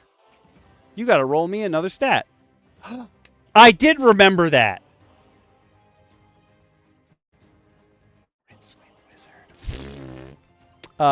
So Fist, type exclamation point roll stat in the chat.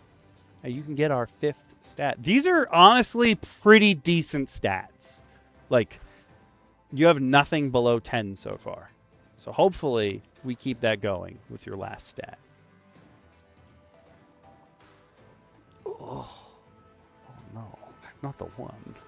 Not the 1. So old, yeah, so old you are celebrating Elven holidays, it's true. However, we could even make it like a Oath of the Ancients, and then if it was in like the Bard Sung universe, all the in the Bard Sung universe, this is the most Grimjack coded thing I've ever heard, but all the elves were like, oh, the world's gonna end, but we could make it so that we never have to worry about the world ending again if we just move all of our bodies into all of our spirits into robot bodies. It'll be great. And half the elves were like, I don't want to be a robot. I don't want to lose my ability to feel anything. I'll just die. And then there was one elven king who was like, my race is not dying here. Everybody's getting in the robots. No spaces and take off the S and then it'll work. Very drastic response. Yeah, I was like, you guys didn't think about stopping whatever was happening first? No? You were just like, oh, the world's gonna end. Let's not try and fix it. What is this, Krypton? Come on now. Time to be robots. What? Sounds like somebody really wanted to be a robot. And didn't want to be alone in that decision. The Elven King at the time was the Elven equivalent of like a 12-year-old boy. Yeah. The answer is robots. Doesn't matter what the question is.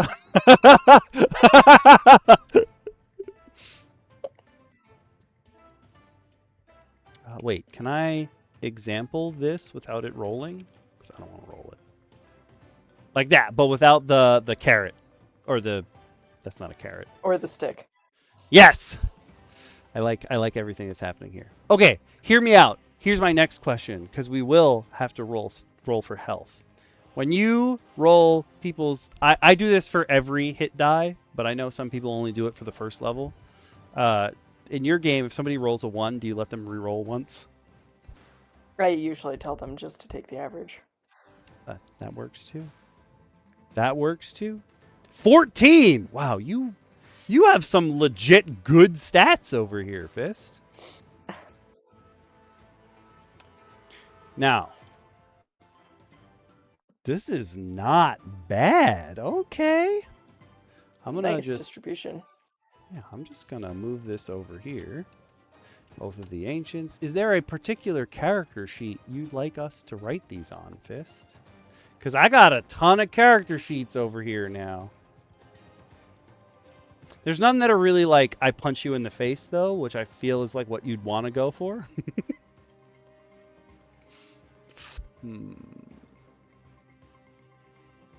I feel like that the blood one is like ancient-y looking. That's also very true. Okay. I'm gonna go back. Oh wait, it's not here. It is in here. Nope. Can you come here? Thank you. We're gonna pop these up. Bloop. Bow, bow, bow. This is great because it's a physical sheet that I can hand you, Fist. I like that. I like that a lot. Are you okay with this one, Fist? Because if you are, I'm going to print these out right now. And then I'm going to hand them to you. Maybe through Grimjack. But the next time. And it'll be fun. We're going to write this character up right on here. Ooh, I like this.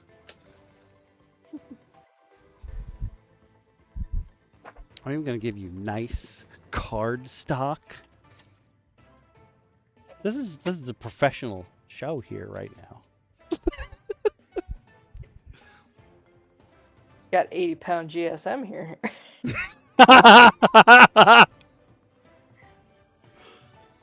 This is nice. Is there a particular race that you were thinking of? Now, you could pick any of the regular races, or you could pick something from the repository. Give me 1 sec, and I'll pop the repository open, because there are plenty of races in there already. Ooh, you already have one? Is it Jamaican Drow? I bet you it's not.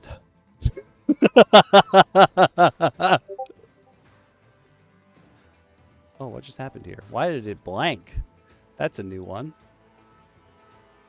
Interesting. What? Huh. The screen said no thank you. That's rude.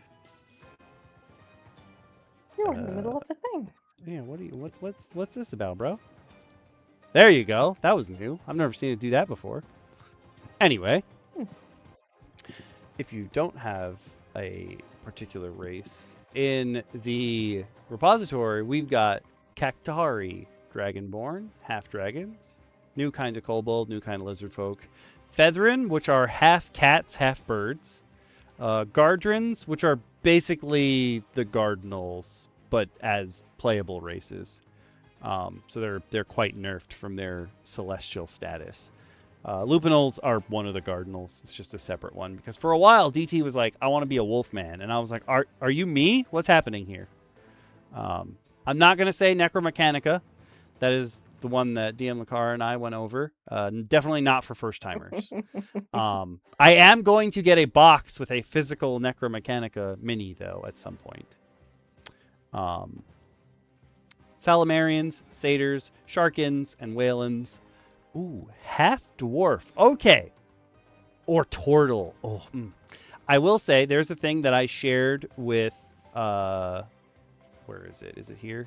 I did share this with Awaz a while back. It's something I added to the repository way before I ever started streaming this kind of stuff. But this person, and Rarik, made an entire supplement on just how to build hybrid races. Like take oh my god, what is the word? Dominant traits and passive traits from 2 different races and slap them together to get new abilities. But if you just want to be a Tortle, Tortle also works. Okay, I feel like Tortle here makes the most sense just because you're super old. I'm not saying all turtles have to be old, but in my head, all turtles are Oogway from Kung Fu Panda. Every single one, Oogway.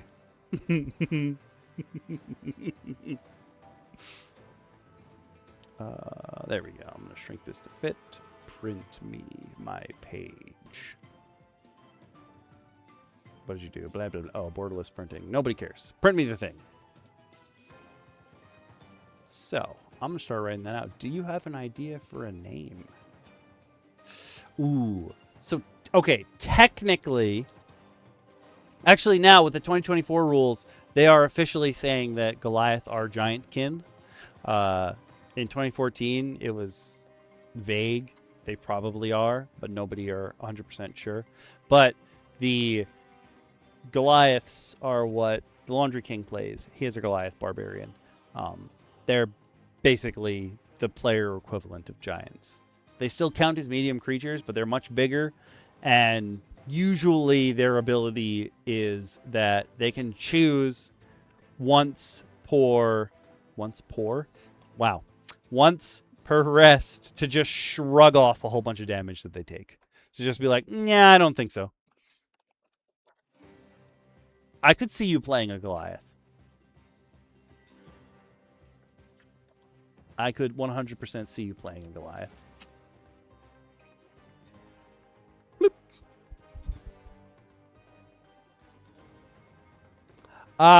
Then, Goliath does make sense for this. I mean, half dwarf I can also see, but I think Goliath does make a lot of sense. Because you can be like big and in charge, and not actually have to be like an old man. You just prescribe to the ways of like the old ways.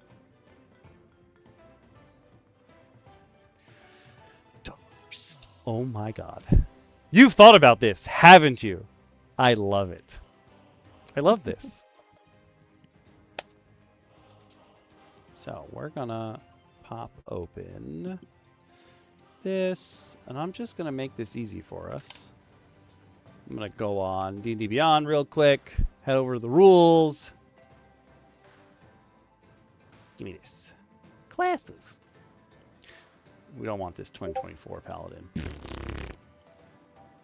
Get it out of here. Nobody needs that. Ugh.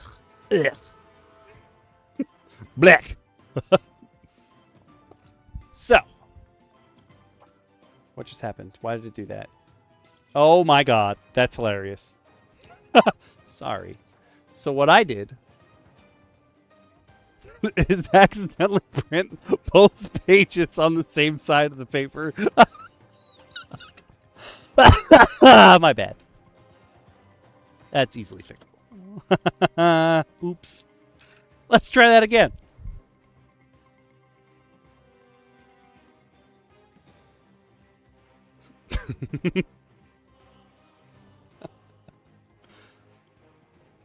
There we go. That should be better. Okay, you want to go with Tortle? Either way, I think that is great. And you're going to have really high AC to boot because you're a Tortle, and that is their thing.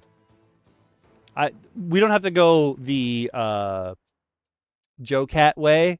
Their AC is not 1,000,000, but it is pretty high.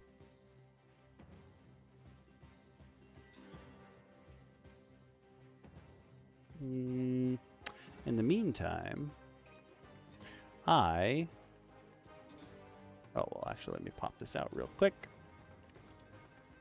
Need to do this. Oh, wait, no. I want... Is it Terra? I think it is Terra. Yeah! Let's change this over as we work on our Oath of the Ancients. That's better. That's, yeah.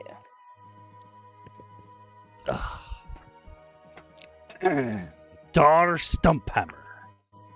I don't know why I just immediately made you Scottish. It's habit, I suppose. You can make whatever like voice you want. Dwarf name. It does. Is it because you carry a big hammer, though? Class Paladin. Your race is Tortle. Ooh. So, generally speaking, when you're building a Paladin, your quick build would be you want Strength to be your highest ability score, and then Charisma. We're going to work on your background a little bit. That's not for right now. But I'm assuming you do want Strength. So your spells will be based on Charisma, but your Strength obviously is when you're punching people or hitting them. Your dwarves are German. That's also fine. I could see dwarves being German. That also makes sense to me. So your stats are 12, 16, 16, 13, 10, and 14. So I'm thinking your 16 and 16 are going to go for your Strength and Charisma, huh? That makes the most sense.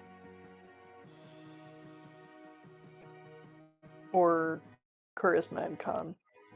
Ooh. I would definitely say your next stat should be Con, for sure. So it's up to you. Do you want more health, or do you want to be able to cast spells or hit people better?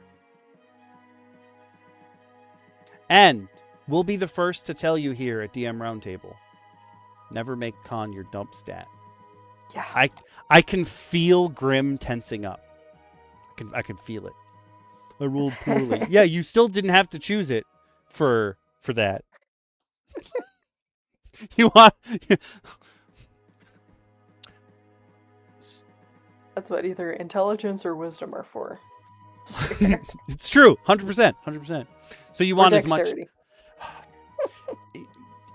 I'm going to say definitely then you're keeping your strength in 16. Your stats have no bearing on your smite. It's only your level. Unless you're doing one of the other smites. If you're using one of the smite spells, then it'll matter for charisma. So I guess we're putting it in charisma. But your basic divine smite is unaffected by your stats. Ooh, you want more health. Okay.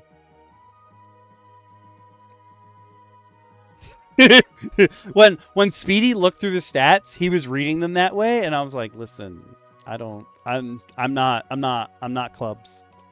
Clubs definitely does that. Like, whatever order you rolled them in is the order that it's happening. I'm like, oh, okay.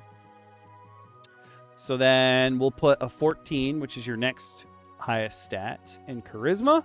And you've still got a 12, a 13, and a 10. So Dex would help you dodge things. And it does upgrade your armor if your armor is lower. Like once you get to super good armor, your Dex doesn't really matter at that point. You're just already using super high armor. But it could help you in that, and it could help you dodge things. Or you could go for intelligence or wisdom. That's all up to you. Yeah, Clubs is so old school. Like, so old school compared to the rest of us.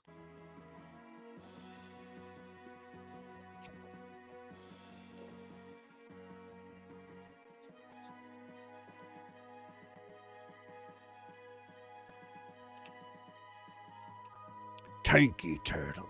The tanky turtles are good. Your AC is going to be super high.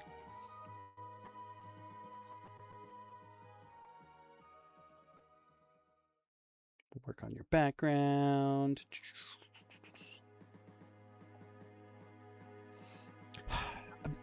As a paladin, your intelligence or your wisdom aren't really,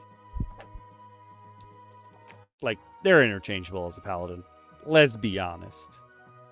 But we'll go then 13 whiz. And then you have a 12 and a 10.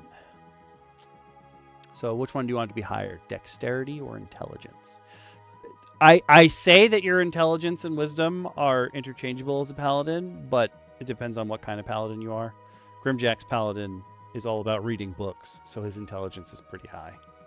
But that's because he loves reading books, and his special ability is that he can read books from his library at home, wherever the library happens to be. Like when it's trapped on the Shadowfell.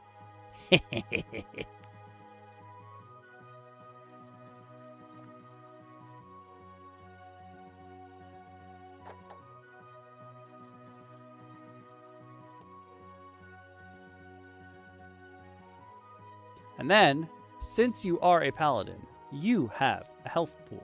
Well, your health is always in D10s. So, okay, it was. My thing here is that I wanted to make 1, 3, and 5s, but honestly, I agree with DM Lacara's assessment that, like, 1 isn't fun. So, we'll write this sheet in for 3, and then maybe down the line, we'll bump it to 5. But 3 is a good start. I definitely think 3 is a better start than 1. Yeah. Ooh, Dex is next. So that's a 12 and then a 10. And your stats are basically set. You may get a bonus here or there from being a Tortle. But at level 3, your proficiency bonus is +2. Yeah, it's also nice to have your spells, for sure, especially if you're a spellcaster. Yeah. So you have a pool of D10s, which means, since we're going to basically make this your level 3 sheet, you should roll 3d10. Unfortunately, I don't have a command for that, but you can roll D10 3 times, and there's your health. And if you roll a 1, you can re-roll it. That's how I do it in my games. You could also take the average if you wanted to. But because you have a con of 16, you will get bonuses to your health every level. And if you ever raise your con higher, you'll get retroactive bonuses for the rest of your health. Which is real nice. Every even number past 10, you get an extra bonus to your modifier.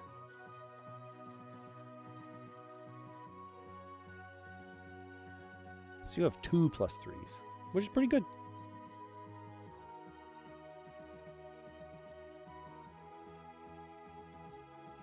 So you'll get a bonus of 9 extra health.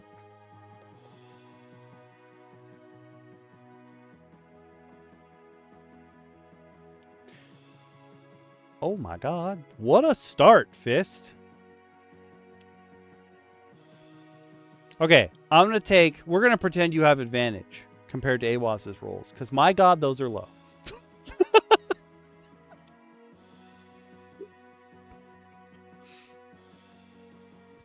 Wait, is it like YouTube is always high and Twitch is always low? Is that what's happening here?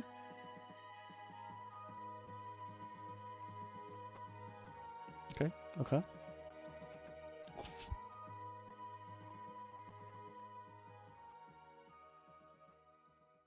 You're a pretty beefy boy for level 3. Wow. He killed it at advantage, Awaz. Wow. Why is Twitch is so low? Last time it wasn't that low. Ouch. 24 plus 9 is 33. You have 33 health at level 3. That's pretty good. That's pretty darn good, dude. But you also get a whole bunch of abilities. At level 1, when you're a paladin, you start out, you get Divine Sense and Lay on Hands. So, we're just going to pop our way down here. Divine Sense basically lets you go, wah, and then if there's bad things around you, yeah, of course, I can't not. If there's bad things around you, it smells like shit in the room. And if there's good things in the room, you hear that, wah.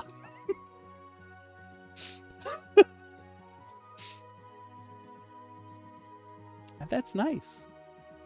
And Lay on Hands is super cool, right, where you get to touch people, and you have 5 points of Lay on Hands per your level. So right now you have 15 points.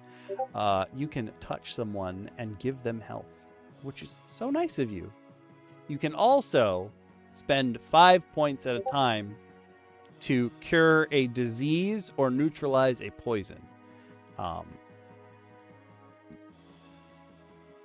You can't do this anymore in 2024.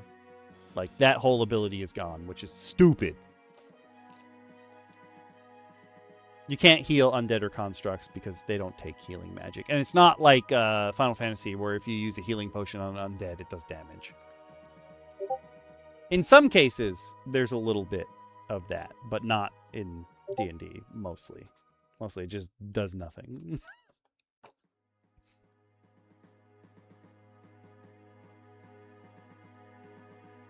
Also, if you pump 40 Lay on Hands points into something, it will kill an illithid tadpole in their brain. But that is in a flavor text box in a book that has nothing to do with Mind Flayers, so nobody knows that.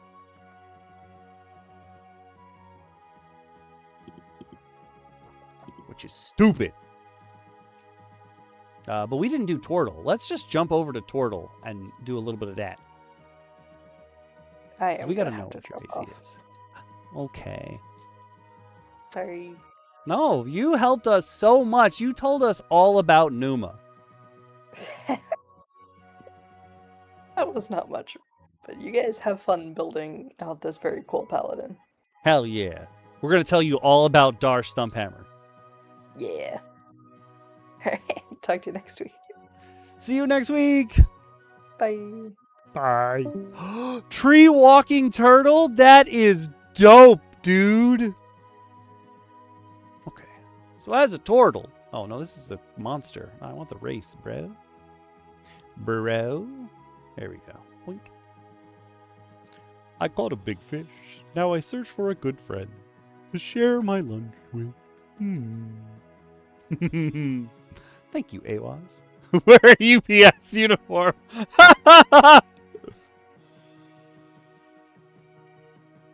Yo, you said Dar Stumphammer as your turtle name? One of their names is Gar. Oh, that's fantastic. Okay, so ability score increases. This is great. Your strength score increases by 2, so you're starting at 18 strength. Thank you, Awas. Which means you have a +4 bonus to your strength right off the bat. And then your wisdom increases by 1, so that bumps you up to 14, which is actually perfect because that gives you another boost. Now you have a +2 in wisdom because, you know, turtles are very, very wise. Your alignment, listen, most games don't care about alignment at all. Like, turtles die young too, man. That sucks. No. In our world, turtles are going to grow old, bro. So old. Live an average of 50 years. I don't believe that for a second. But generally speaking, they're lawful good. We don't necessarily have to worry about your alignment because, I'm going to be honest with you, most people don't care about alignment.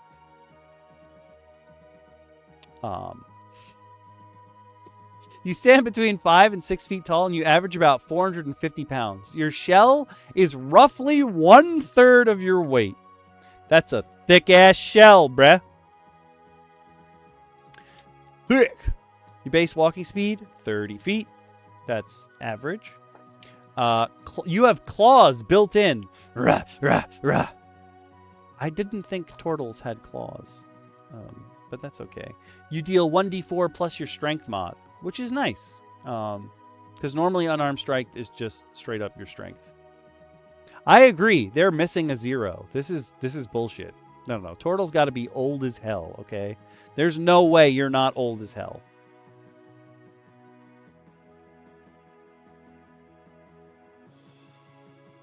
(1d4 plus strength). Oh wait, hold on. Let me move this down a little bit.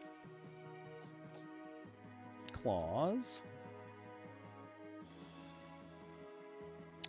To hit right now is gonna be will be +6, and then damage is 1d4 plus 4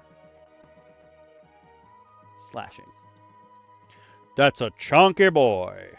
A chunky boy.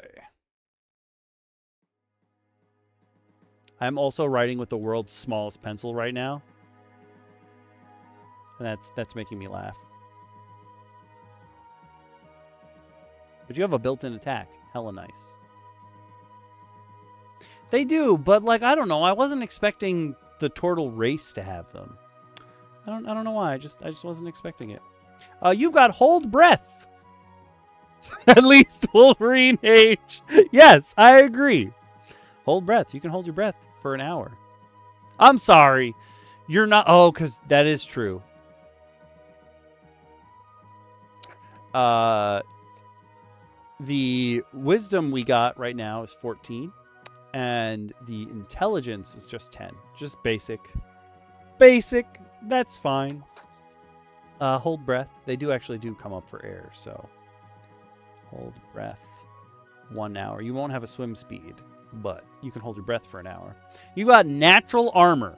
Your base AC is 17. Your dex mod doesn't affect you in this. However, you gain no benefit from wearing armor, which means it doesn't matter what you're wearing. Your AC is just straight up 17. You can wear a shield, though. And since you're a paladin, we're going to assume you're going to have a shield.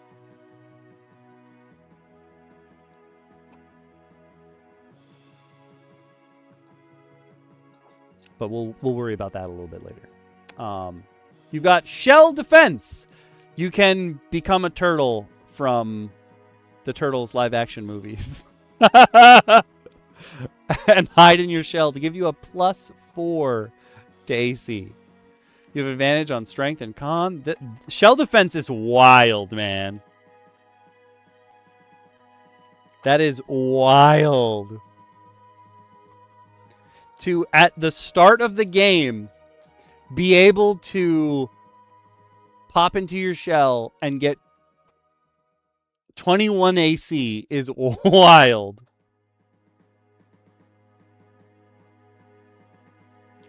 You have +4 AC.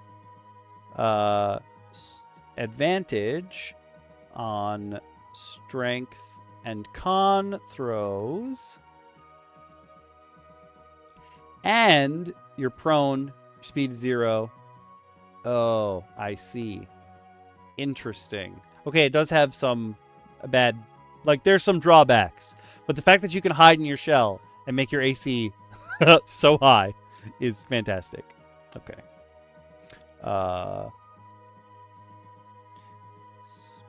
Speed 0.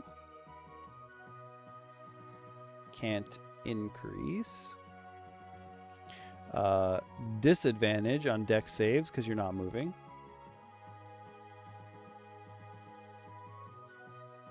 Can't take reactions. You're just hiding inside of yourself. And the only action you can take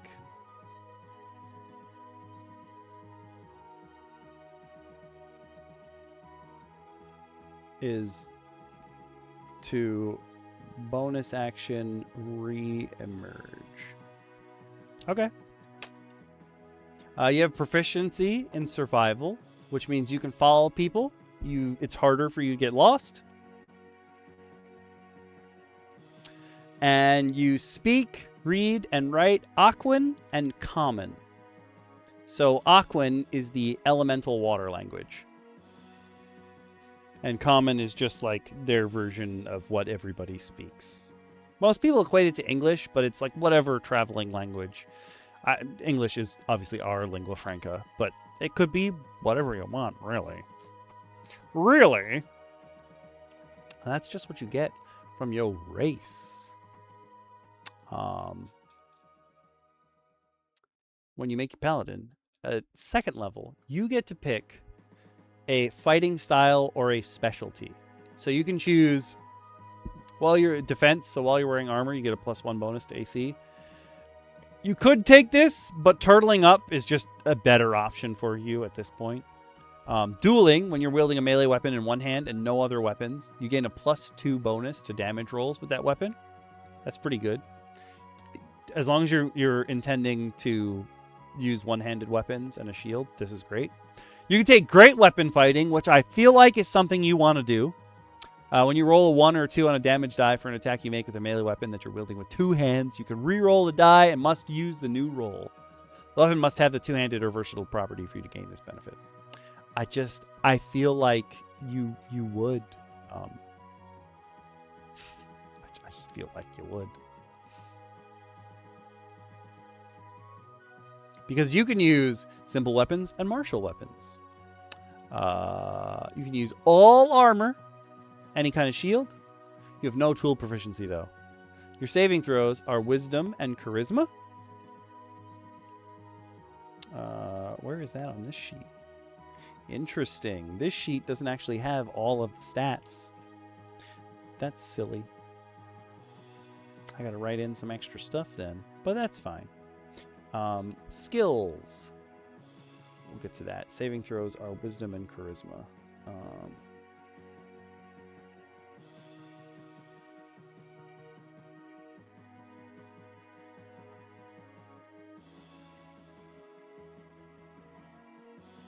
So if you have proficiency in a saving throw, that means you get to add your proficiency bonus when you roll that.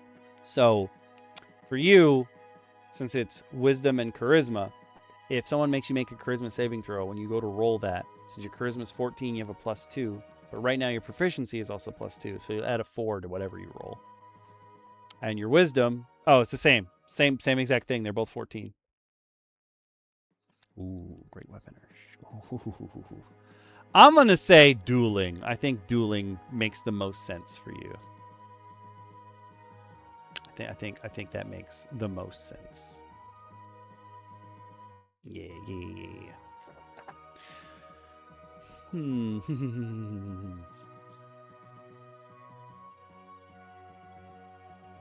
Dueling. +2. bonus to damage rolls when wielding a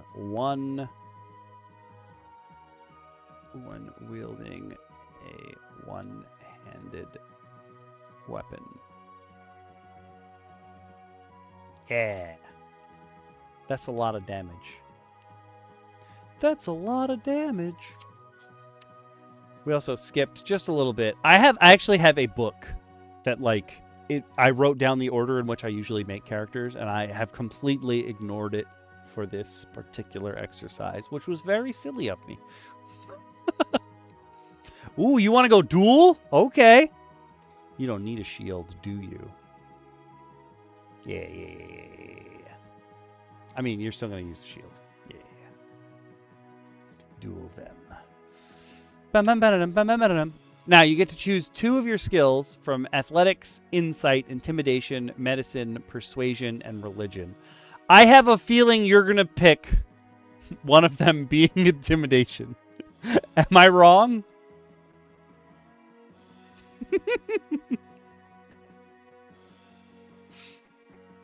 Athletics is like jumping around and doing things. Insight is figuring out what people are trying to hide or what they really mean. Intimidation is being intimidating. Medicine is helping people figure out. You could use it to stabilize someone. Use a medicine check for that to make sure they don't bleed out. But it also helps you figure out oh, maybe someone's got a disease or something like that. Oh no. Persuasion gets people to do what you want. It's pretty simple. And religion is anything about religion. I have a feeling you're picking intimidation for one of those.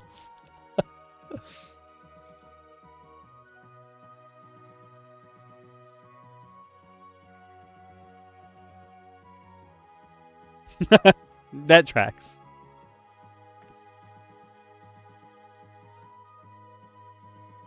And these are just your proficiencies, so they're the things that you'll get a bonus in. You could do, realistically, you could roll any of the skills. It's just these you'll have an extra bonus at. What do you want for your other proficiency? It could be athletics, insight, medicine, persuasion, or religion. I feel like going all Old Man Punisher means it's athletics. But also, he's pretty good at persuading people not to do things he doesn't want them to do.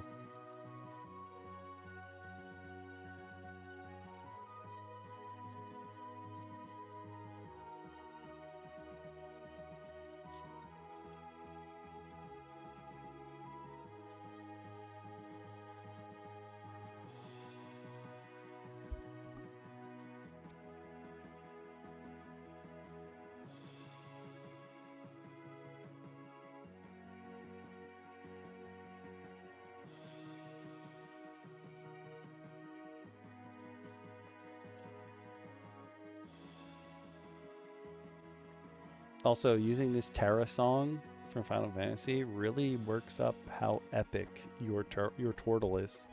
This is absolutely epic. I believe in him completely. There's nothing I don't believe that he can't do.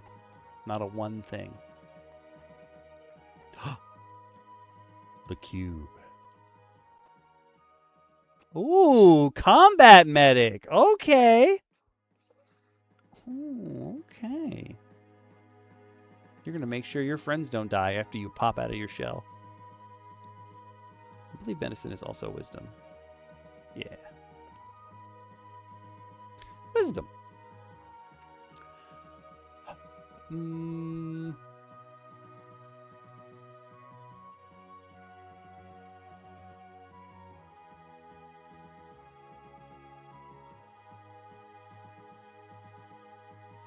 So, saying combat medicine, if you take persuasion here, we could get from your background a skill in medicine as well. That might work. Okay, you're going persuasion. I like that. It makes sense because you're a charisma caster anyway. So, that is a pretty good stat for you. Get out of here, Bit Defender. Why are you giving me an ad on my own computer? That's rude.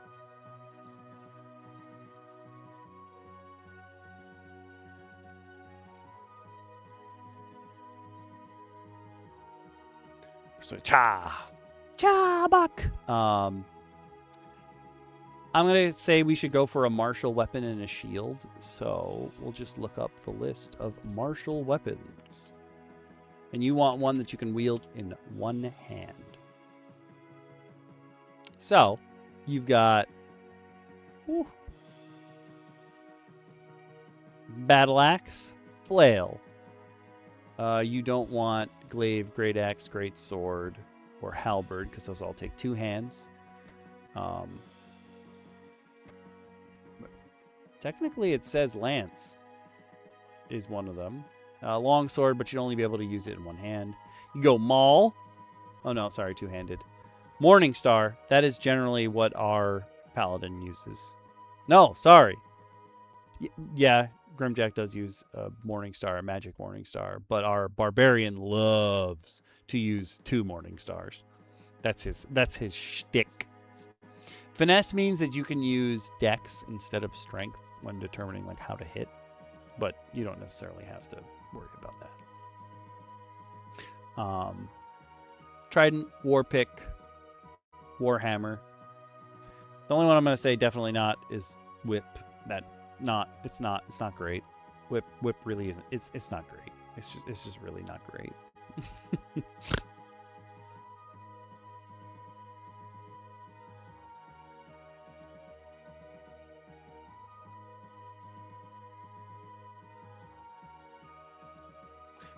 Flail seems pretty fun, I'm not gonna lie. If it's the theme. But honestly, I feel like there's a ton of good choices here. It's whatever you feel like going for, really. Oh. So a D&D Morning Star is this guy. Oh, of course, there's no picture. Why? Yeah, one of these guys. A bonk stick. Yeah. A spiky bonk stick.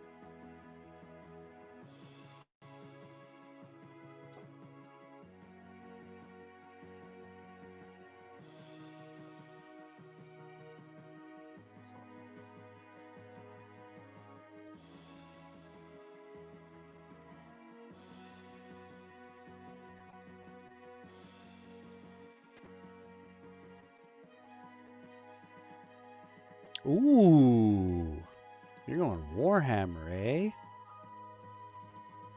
I like it. I like it. So, Warhammer, if we put that in attacks, since you're proficient with it, you have a +6 to hit, and damage is going to be 1d8 bludgeoning.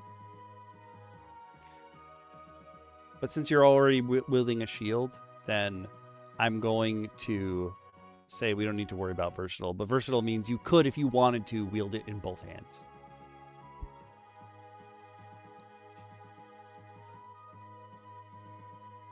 Since you have a shield, your AC is going to go up to 19. So your base AC out the gate is 19. DT, how jealous are you? He just spawned into the world with 19 AC. Secondly, you can take 5 javelins or any simple melee weapon. Javelin you can just pick up and throw if you want.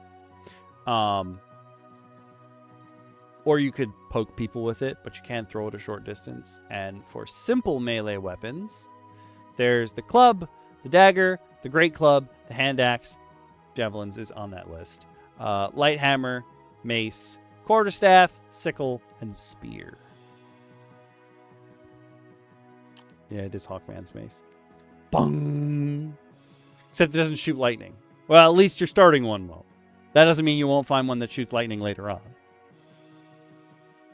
So you can have 5 javelins or anything on this list.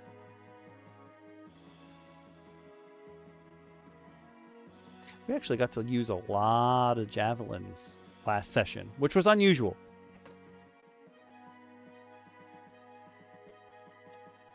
Whoop, whoop, whoop. The printer just wigged out. Don't do that.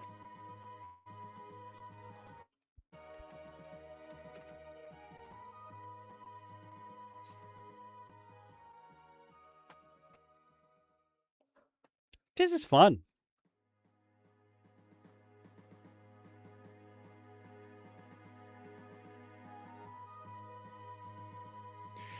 Doo-doo-doo-doo.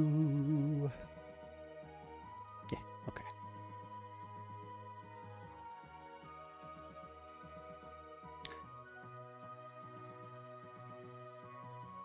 You sure can. I was like, wait, there are other things you can throw on this list, right? And I was like, yes, you can. You can throw the hand axe, the dagger, the light hammer, the javelin, and the spear. You want a hand axe, don't you? That's how you're going to start every battle. You just whook that thing at someone, and then you run up on them. I love that. I love everything about that. And these numbers over here are your okay range, so like there's no issues with this. And then the far range is like you could wing it, but there is a chance, like it's much harder to aim once you're in that range, so you'll have disadvantage on those throws. But 20 feet of you, you can wing that hand axe at someone.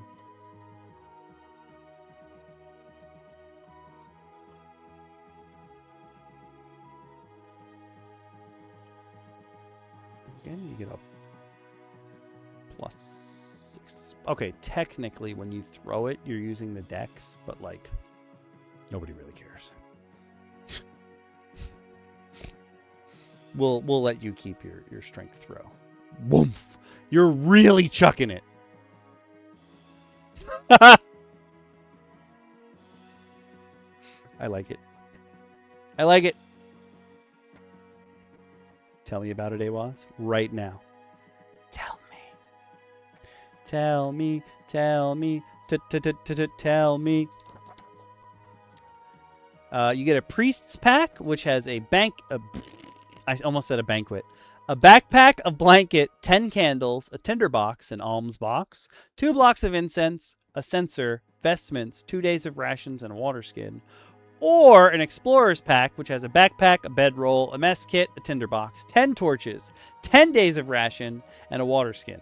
It also has 50 feet of hempen rope attached to the strap to the side of it.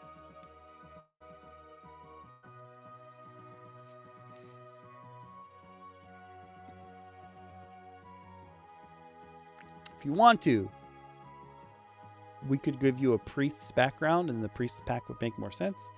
Or the explorer's pack. It's really up to you.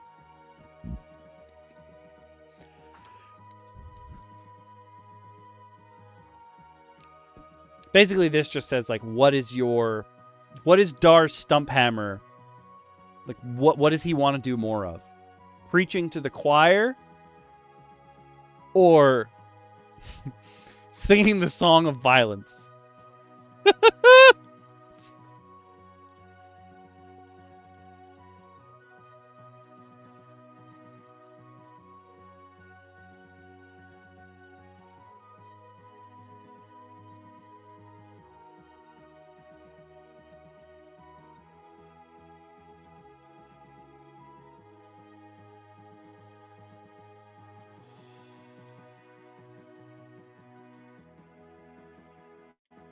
Ooh, I like that.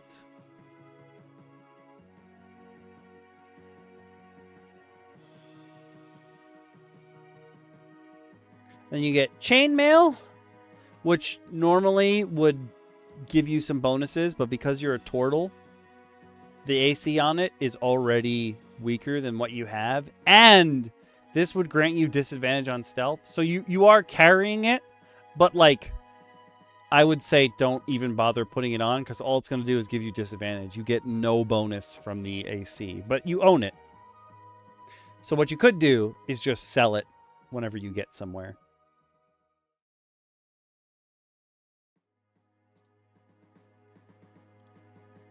And a holy symbol. That could be anything you want, or what I let Grimbo do in our game is instead of like carrying a weird holy symbol, that makes it feel like I'm shitting on holy symbols. That's not what I mean. Instead of carrying a specific holy symbol like a necklace or an amulet or anything like that, he just draws his god symbols on his shield, and since he's always wearing his shield, he always has his holy symbol at the ready. But you could also just carry something smaller around with you too, so that it doesn't get in the way of anything. Ooh. I do have Tasha's. Ooh, I like that. I like that, Awas. Okay.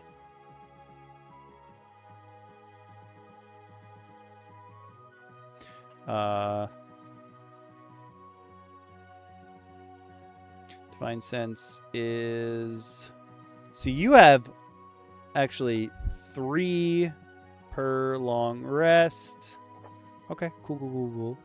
Lay on hands, you have a pool of 15 at the moment. Fighting style, you already picked. You got dueling. You also gain spell casting. So this sheet actually doesn't... Oh, it does have spaces for spell casting. Cool. You are a half caster. Ooh. Oh, that's beautiful, dude.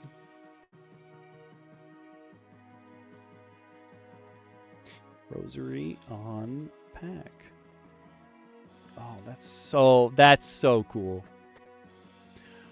Oh, Circle of Stars. I like that, Awas. That's flavorful. I like that. That's brilliant. Oh my god. Your holy symbol. Oh, that's beautiful. So now they say holy symbol, but remember that a paladin doesn't necessarily have to worship a god per se. They just have an oath. So whatever you believe in, like your willpower determines your power. It doesn't necessarily have to be a god specifically. So whatever you want can be carved into the back of your shell.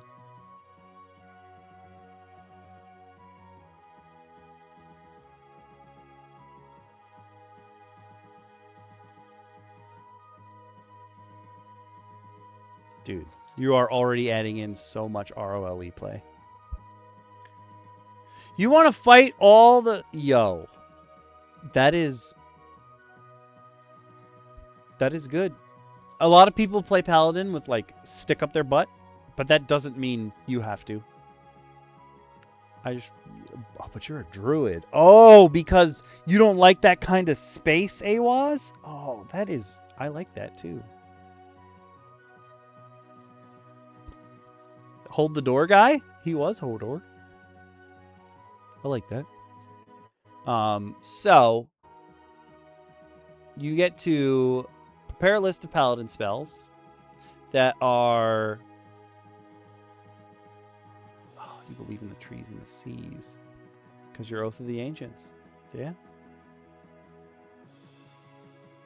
That's fantastic. All right, I'll come back here though. Okay, here we go. You do have a list of spells. You will get... you do have spellcasting is a feature for you now.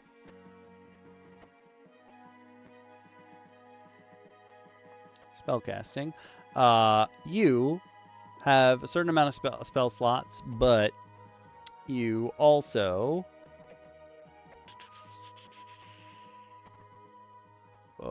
blah, blah, blah, blah, blah, blah, blah, blah. There we go. Cast money.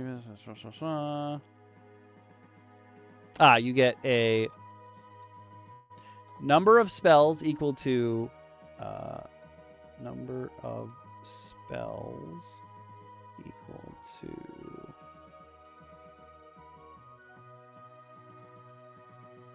charisma mod, which is 2, plus half your paladin level rounded down. Half paladin level. A lot of D&D is rounded down instead of up. So right now it's just 1.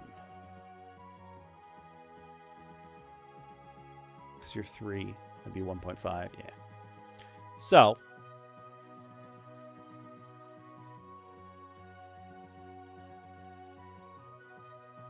currently you can prepare 3 spells. Oh, right. The gross guy. But you have currently, since you are level 3, the easiest way to look at that is to come over here, and you have 3 first level spells.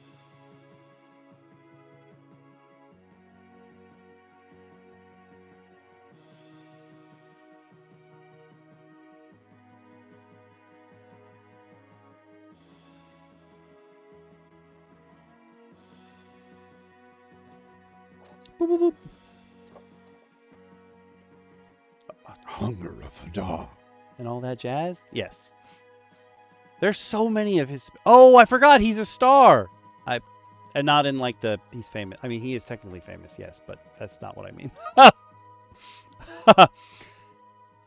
And you get... Oh, right. We should write down what your spellcasting ability is. So your spell save DC is 8 plus your proficiency plus your charisma modifier, which means that currently your spell save DC is 8 plus 2 is 10, plus another 2 is 12. So people have to roll a 12 or higher to get past your spells. Now I'm in the same boat as UA was. Now I get it. Now I get... Oh, that's so fun. You're both making such flavorful character. This is fantastic. I love everything that's happening in both chats right now. This is so cool. We will worry about the 3 spells that you know in a little bit. We're gonna pick those last because there's a lot of that, and I can even just... You have access to the repository, so if you want to, you can even look through the big old last list of spells in here if you want to find some stuff. There's tons and tons of spells. So we'll worry about the spells last. But at 2nd level, you also get your Divine Smite. So 2014 rules. Divine Smite is whenever you hit with a melee weapon attack, you can burn 1 spell slot. This is whenever you hit. As long as you have a spell slot free, you can be like, hey, I'm adding it on. Wham! And add this spell slot, this extra burst of 2d8 radiant damage. This means it doesn't count as a bonus action. It's not something extra you do. It's just if you connect, you add this damage on. So what a lot of people did in 2014 is they would immediately burst someone that they crit on, because regardless of how you add crit damage, you basically double all of the damage that you deal. So when you hit, you get that crit, you're like, oh yeah, I'm burning a spell slot, and you just pump them full of radiant damage.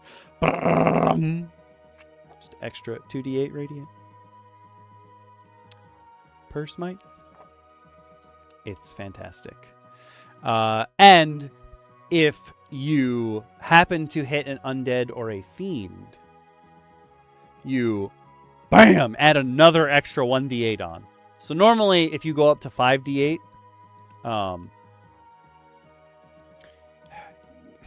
if you're using higher spell slots, so you can add another 3d8 on. But if you hit a undead or a fiend, you can pump up to an extra 1d8.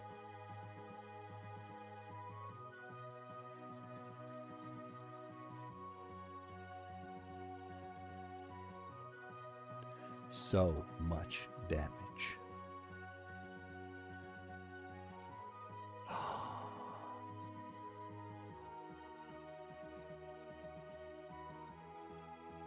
because he keeps, and he'll eat, Hadar would probably eat other stars too, so he would make their light not shine as oh my god. You just also Battleborn. That just makes me think Battleborn. Now I'm sad. Now I'm sad.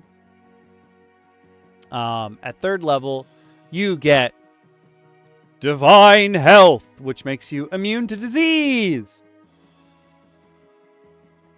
which is fantastic.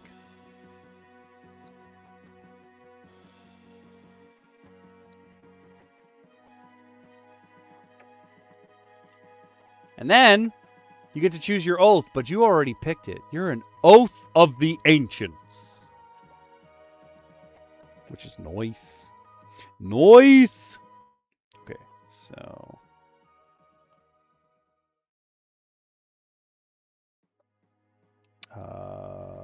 there's no place on this sheet for that. It's very silly. Very silly.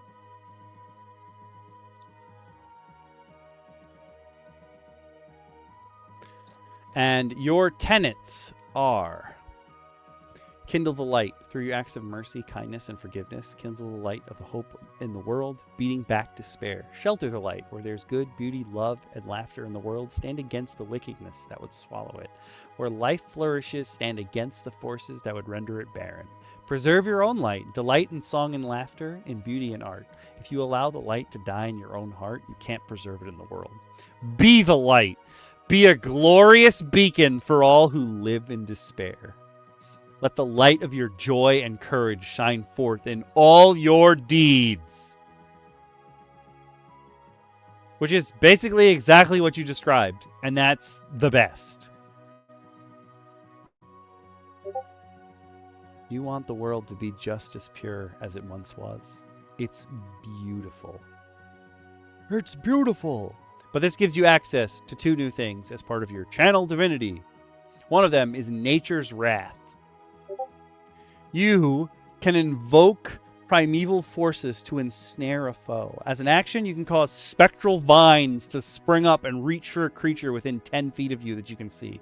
The creature has to succeed on a strength or dex save, or be restrained. While restrained by the vines, the creature repeats saving throw at the end of each of its turns. On its success, it frees itself and the vines vanish. Restrained means you can't be your speed is 0. You ain't going nowhere.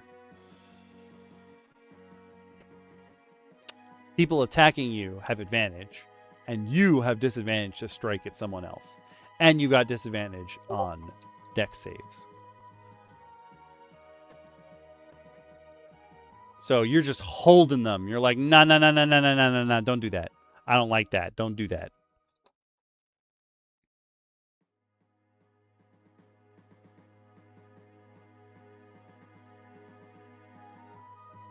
Channel Divinity. So you have Nature's Wrath.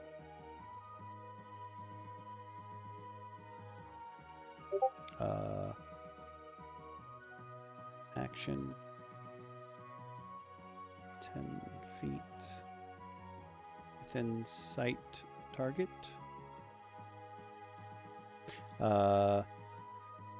Succeed. Oops, I spelled succeed wrong because I'm dumb.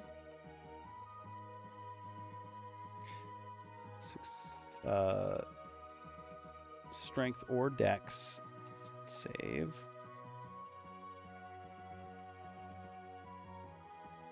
And not our friend Dex. Not the same. It's choice or be restrained.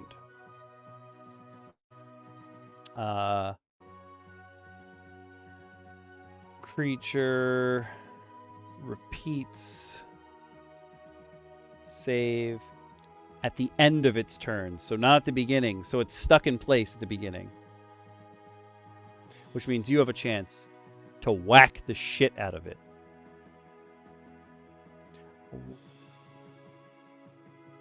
AWAS, please. Also, I have to send you Fire by Steam Powered Giraffe.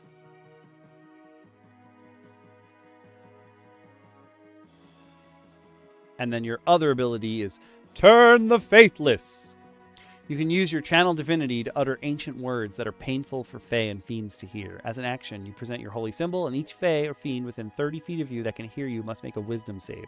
On a failed save, the creature is turned for 1 minute or until it takes damage. In this case, a turned creature must spend its move trying to move as far away from you as it can. It can't willingly move to a space within 30 feet of you. It also can't take reactions. For its action, it can only use the dash action or try to escape from an effect that prevents it from moving. If there's nowhere to move, it uses the dodge action. If the creature's true form is concealed by an illusion, shapeshifting, or other effect, that form is revealed while it's turned. So if, you know, your boy Murmur was out there and he was using, and he was pretending to be someone else, his true form would be revealed and you'd be like, oh no, get away. Get away.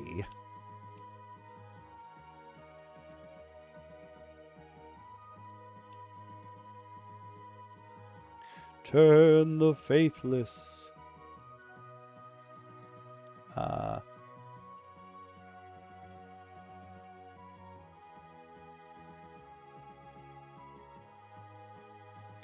Fae and fiends within 30 feet and not deafened, which is actually a status effect.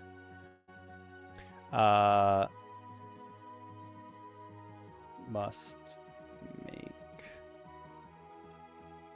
Wiz save. On failure, they're turned.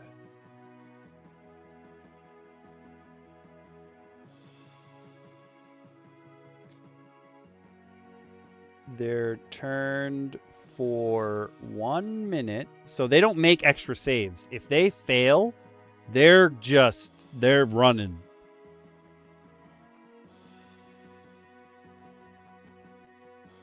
Until damage is taken. Yeah, that's the best way to write that.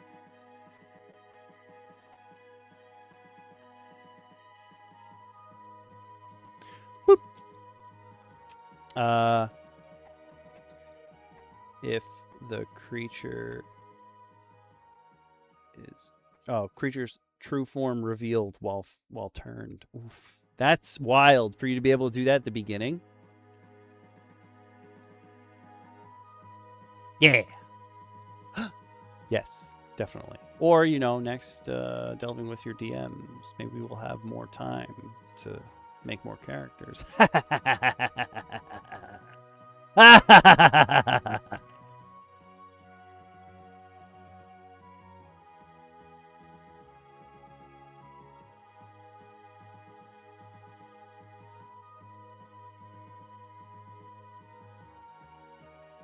And you also get oath spells. So, for free, just because you are an Oath of the Ancients, you get Ensnaring Strike, which lets you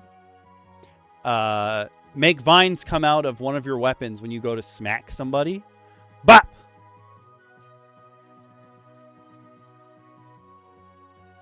Which is fantastic. You just always have that spell prepared. And you get Speak with Animals prepared as well, which is also nice. I'm going to put these in here. So you still have 3 spells to choose. Snaring Strike and Speak with Animals. Those are both first level spells. So basically, you get 2 new spells at every level that you would normally go up in being able to cast spells. So because you're a half caster, in air quotes, you'll only go up to maximum 5th level spells. So Ensnaring Strike and Speak with Animals, 1st level, Misty Step and Moonbeam, 2nd level, Plant Growth, Protection from Energy, 3rd level, Ice Storm and Stone Skin are 4th level, Commune with Nature, and Tree Stride. Like you said, when you get Tree Stride, you can literally walk into a tree and pop out a tree on the other side of the forest. It's fantastic. Love it. Love it here. But what else do we get? Oh, we need to write down your channel divinity. I just want to make sure that we have the number of times you can use it. We did this, blah, blah, blah, blah, blah. Use your channel. Choose you get once per rest. Sorry, that I didn't write down. I'm gonna put that in.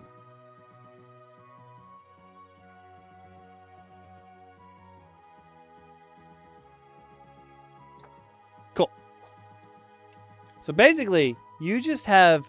Are there any particular spells or effects you would really like to use? Also, yeah, I should have done that before. So while you tell me that, Fist, since Awaz is helping me out over on that side, that means I'm going to come over here on YouTube chat. And also, you know, even though DM Lacara is not with us right now, she does have something she wants to tell us. Hit the buttons. Do the Please. thing. If you have money, make the buttons give him money. If you don't have money, just hit the buttons that subscribe, and that also gets him money. So you get to feel good either way. It's all true. But yeah, Fist, you can learn 3 spells of your choosing from the Paladin spell list. Are there any spells that like you know about that you really want to use? Or are there like very specific effects you're thinking of using? Give me some ideas and we'll find some spells for you. And then your level 3rd character, Dar Stumphammer, is 100% ready to go. Oh no, we didn't do your background yet. Oh my god, we skipped a very vital part. We did want to hold on. There was priests. Let's go look that up. You could be priest, soldier. Those are pretty decent backgrounds. Could be one of the backgrounds that we've gone over. Acolyte.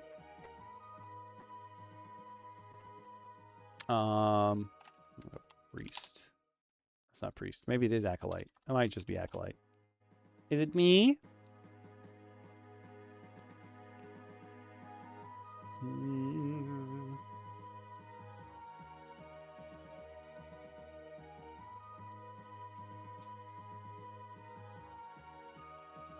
I really thought there was a priest.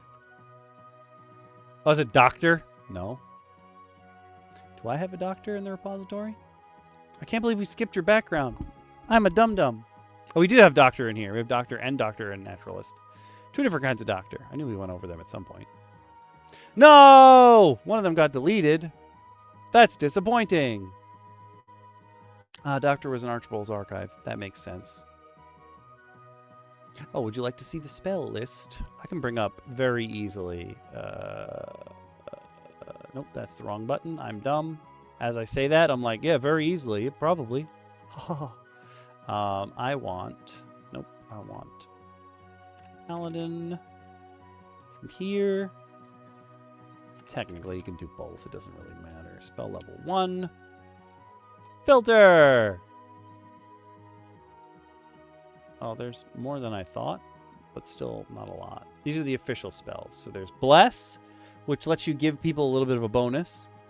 I actually don't... What does Ceremony do? Oh, Ceremony... Nope, I missed. That's why.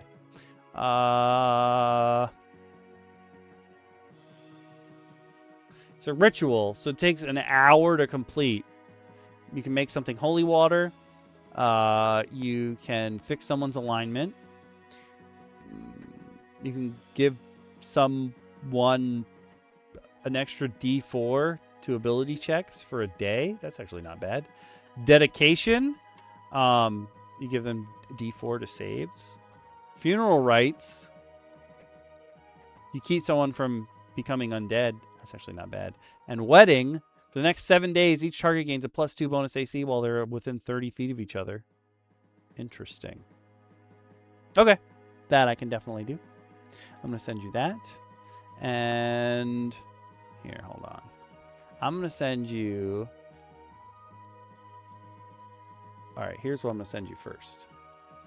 We'll work on your backgrounds and spells offline, but in the meantime, I'm going to... Where are we? You should be you.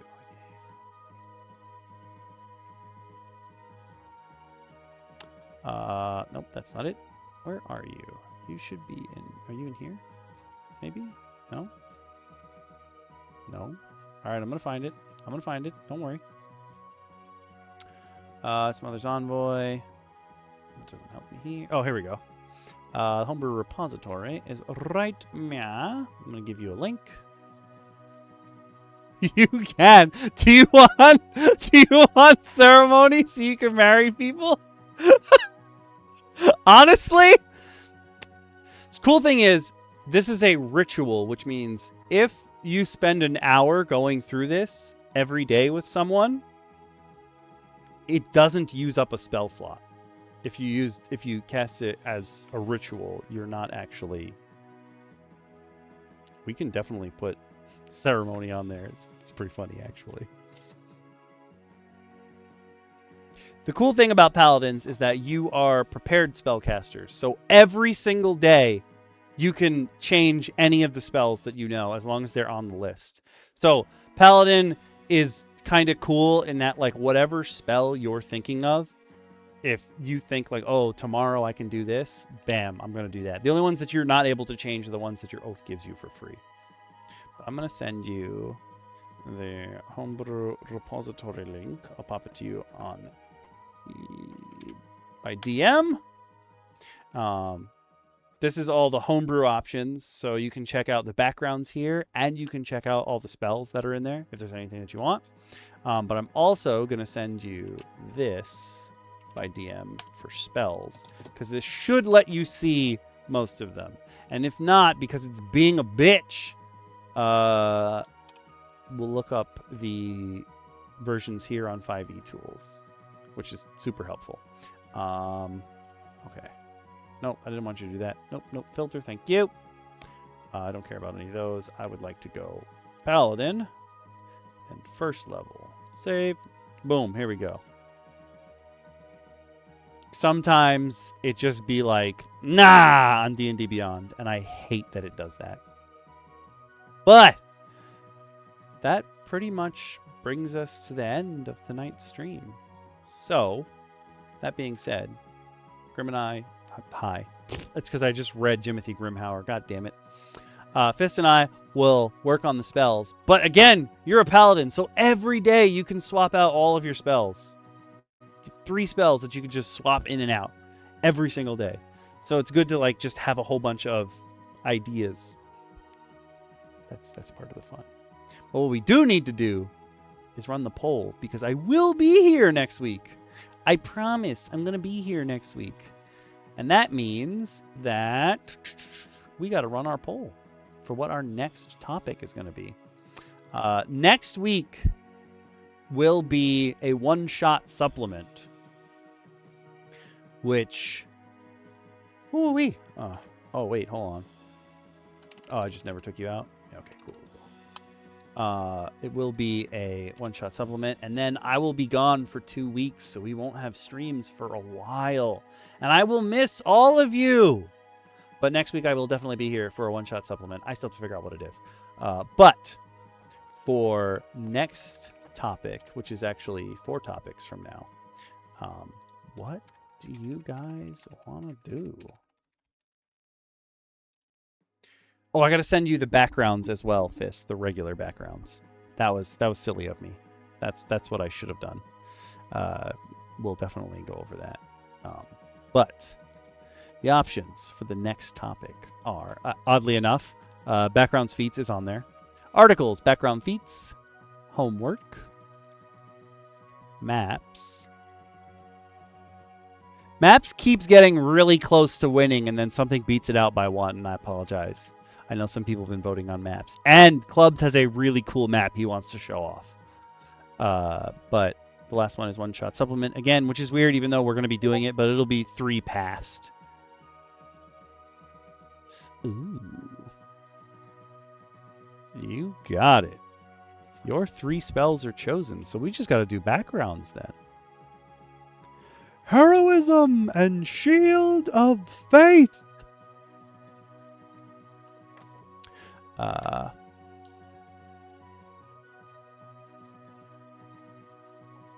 Please do.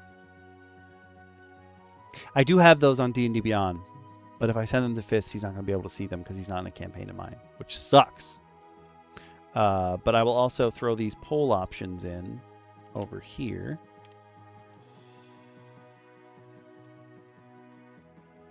Hell yeah, dude! You know how much I love this. Now, what we did here on this stream, building that character, is something very special. However, you can also hire me, DM Lacara, or DM Shin one-on-one time to help you build a character. There, you can theory craft it with us, or we can just help you work on things. That's another service that we provide over on Patreon. We do a lot of stuff on Patreon. We would love to help you guys make your characters. Obviously, we'll go way more in depth if it's a one-on-one session. For sure, for sure. Awaz is owed like a bajillion one-on-one sessions. Fist, I think you're also owed a one-on-one session as well.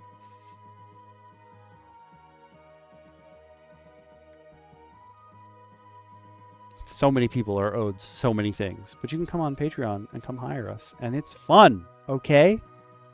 We can teach you how to play TTRPG if you haven't played before and you want to learn. We can teach you 5e, we can teach you Mothership, we can teach you Enclave, and we can teach you OSE. It's kind of like nebulous, but I guess anything in like the OSR genre, which is just like old school, but with new features that don't make it as frustrating as it used to be. D&D.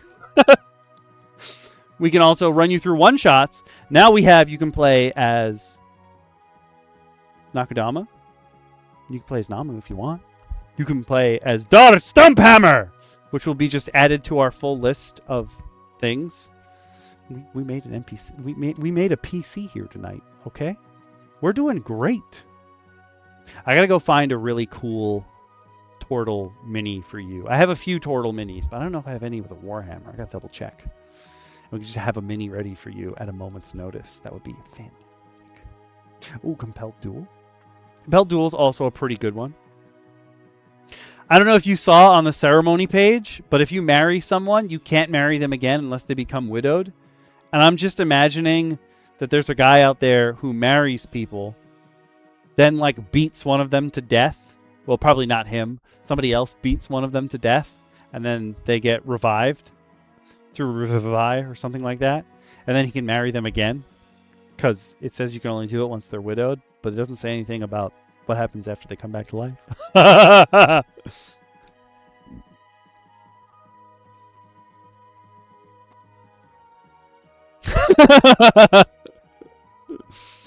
Okay, it's even funnier that I didn't make a TMNT joke, because starting maybe like an hour ago, Teth started messaging me about the TMNT Magic the Gathering crossover, and I was like, I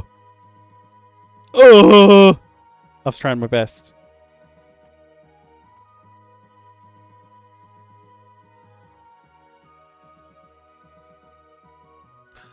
I think.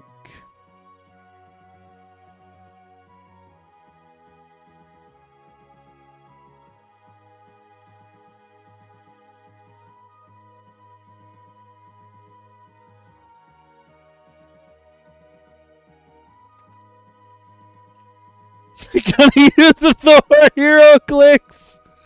Honestly, it works. Okay, hear me out. I'm too far away. The headset will wig out if I go that far away. But you guys are all pretty familiar with the characters that exist in the campaign that I've been running, and one of them is Valley of Vajiria's character is a water genasi sorcerer, well, rogue sorcerer, a roguerer, for lack of a better term. But it's water genasi, so y'all know she's wet. She's not like regular human colored. She's part genie, part water genie. And so the problem was I didn't have a genasi mini at any point. I didn't have anything that we could use for Valley of Vajiria's character, so I just used a little like rogue mini that I happened to have. And we've been playing for like Almost 6 years. It'll be 6 years in August. That's our D&D-versary. This campaign, we've all been playing the same characters. And we've just been using that proxy mini for Valley of Egeria's Rogurer this entire time. And maybe like a year or so ago, Grimjack was like, yo, I need you all to send me mock-ups of your characters. And we were like, oh, is he going to get us Hero Forge figures? Because at the very beginning, him and DT have Hero Forge figures. And then Clubs also had one, but he sent me the STL file and I made it. So I 3D printed his, but it's still technically a Hero Forge figure. It's like, oh, is Grim trying to figure this out? And when Valley of Egeria sent over her character, Grim was like, I thought you were just like a dark-skinned lady, like your mini. And everyone was like, what? How?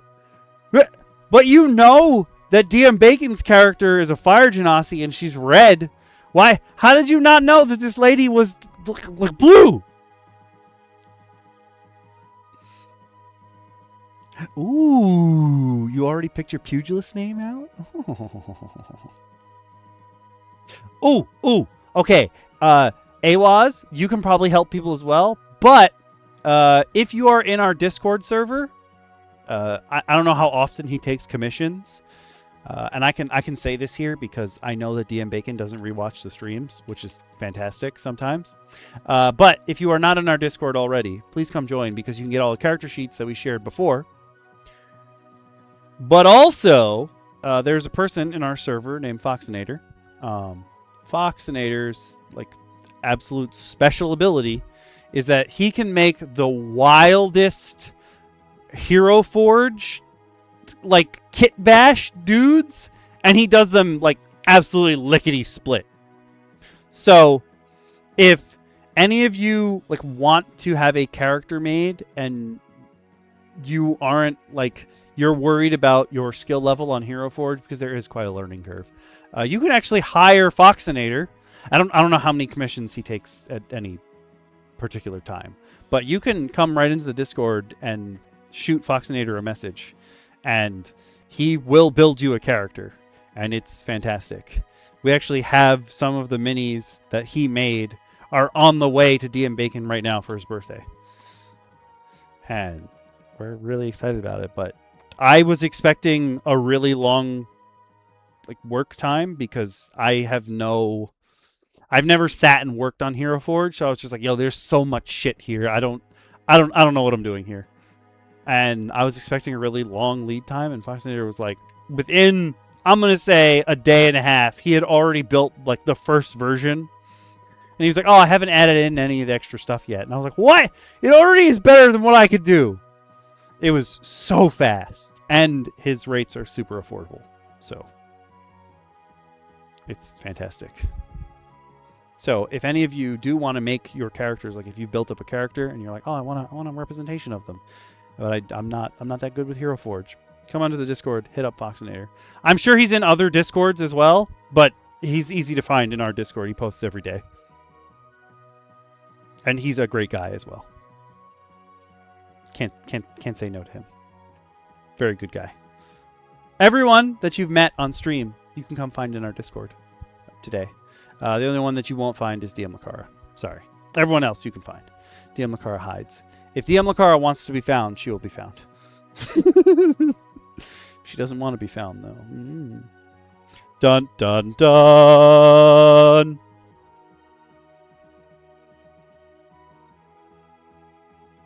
Also, I would like to put out there that when my family came in, it was my mom who came in the front door, and she goes, how do I get in the garage? And I was like, why are you... What? Huh? Excuse me? Why do you need the code for the garage if you're already in the house? Just open the door. I was like, what? So that's why I was so exasperated when I came back. My bad. Let's see if we can win maps. I hope so. I'm voting for maps this time too, because I want you guys to see the kind of map that Clubs is sharing, or rather will share, that he talked about, is gonna blow Grimjack's mind. Grimjack will just be like, what? It's like his map wet dream, bros. It's going to be fantastic.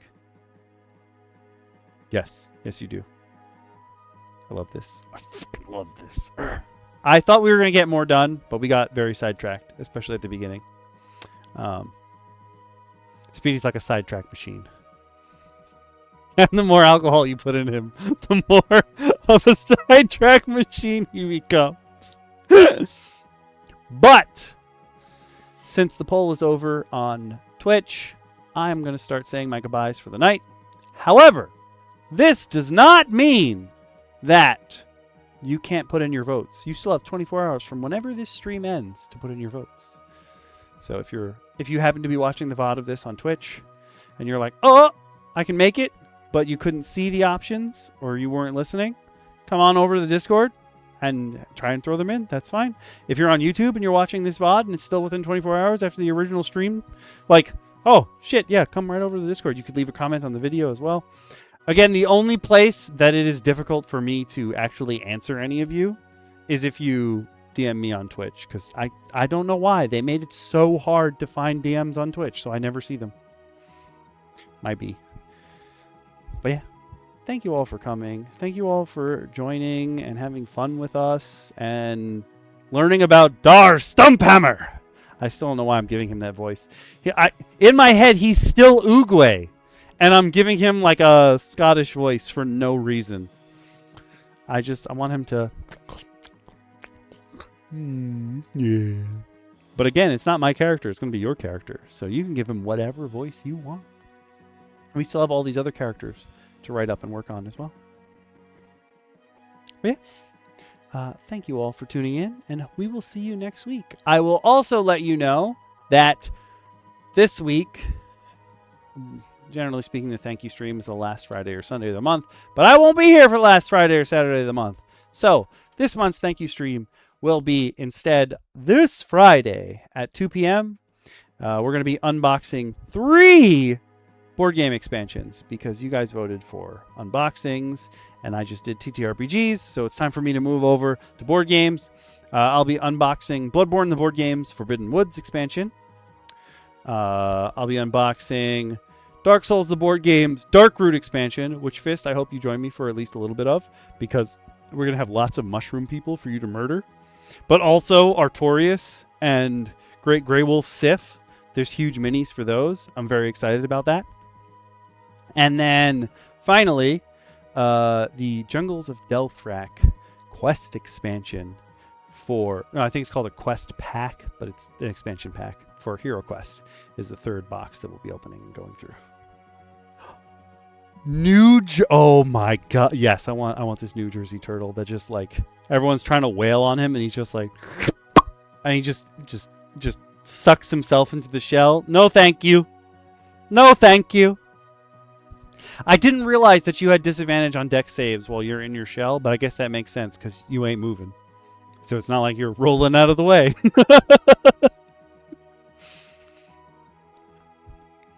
Yes, I will hopefully see some of you on Friday. Hopefully. But until then, roll dice, be nice, take care of yourselves, and take care of your characters. Make your campaigns as fun as they possibly can be. Sharpen not, get ready for battle. Get ready for the next battle. Bye, Twitch. Thanks for tuning in, everybody. Bye, YouTube! Thanks, Fist! You rolled stats, we finished up your character, you're basically done, you just need a background. This is fantastic! We actually did, when we got to like the, oh no, I've wasted too much time, I was really worried we weren't going to be able to finish your character either, but actually we did pretty okay. So until next week.